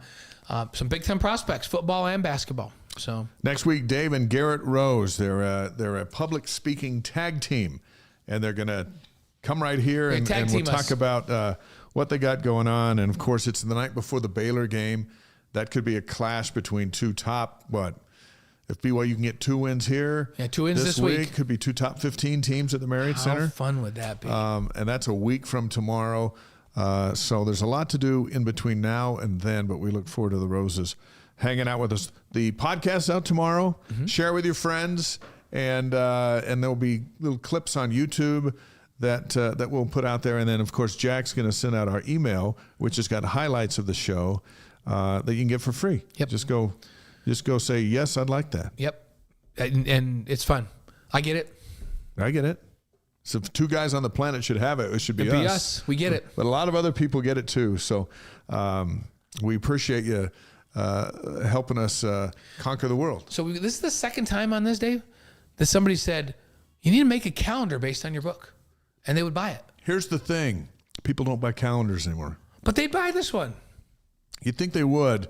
They use this. But it's like, when's the last time Right now, you looked on the wall It's telling and me, said, get "Give me ready a for this. calendar"? Get ready for this. It's telling me right now. So Yeah. And so, it's true. but hey, it's a great idea. There are a couple other things we might kick around, Yeah. but that's the first one. Make sure you get the book first, though. Yeah, get the book first. So And have a great week. have a great week. Go Cougs tomorrow night. See ya. I'll be in Phoenix next week. Blaine will be here. The Yep. Roses will be here. Yep. It'll be a multi-state Yeah. operation. Are you with me tomorrow? No, you're not with me tomorrow. No. Okay. No, So- I got 9 days on the road. That's coming right. up. You're on the road. Says Dave's So getting you're ready in to the go on the studio road. I'll tomorrow. be in studio tomorrow night.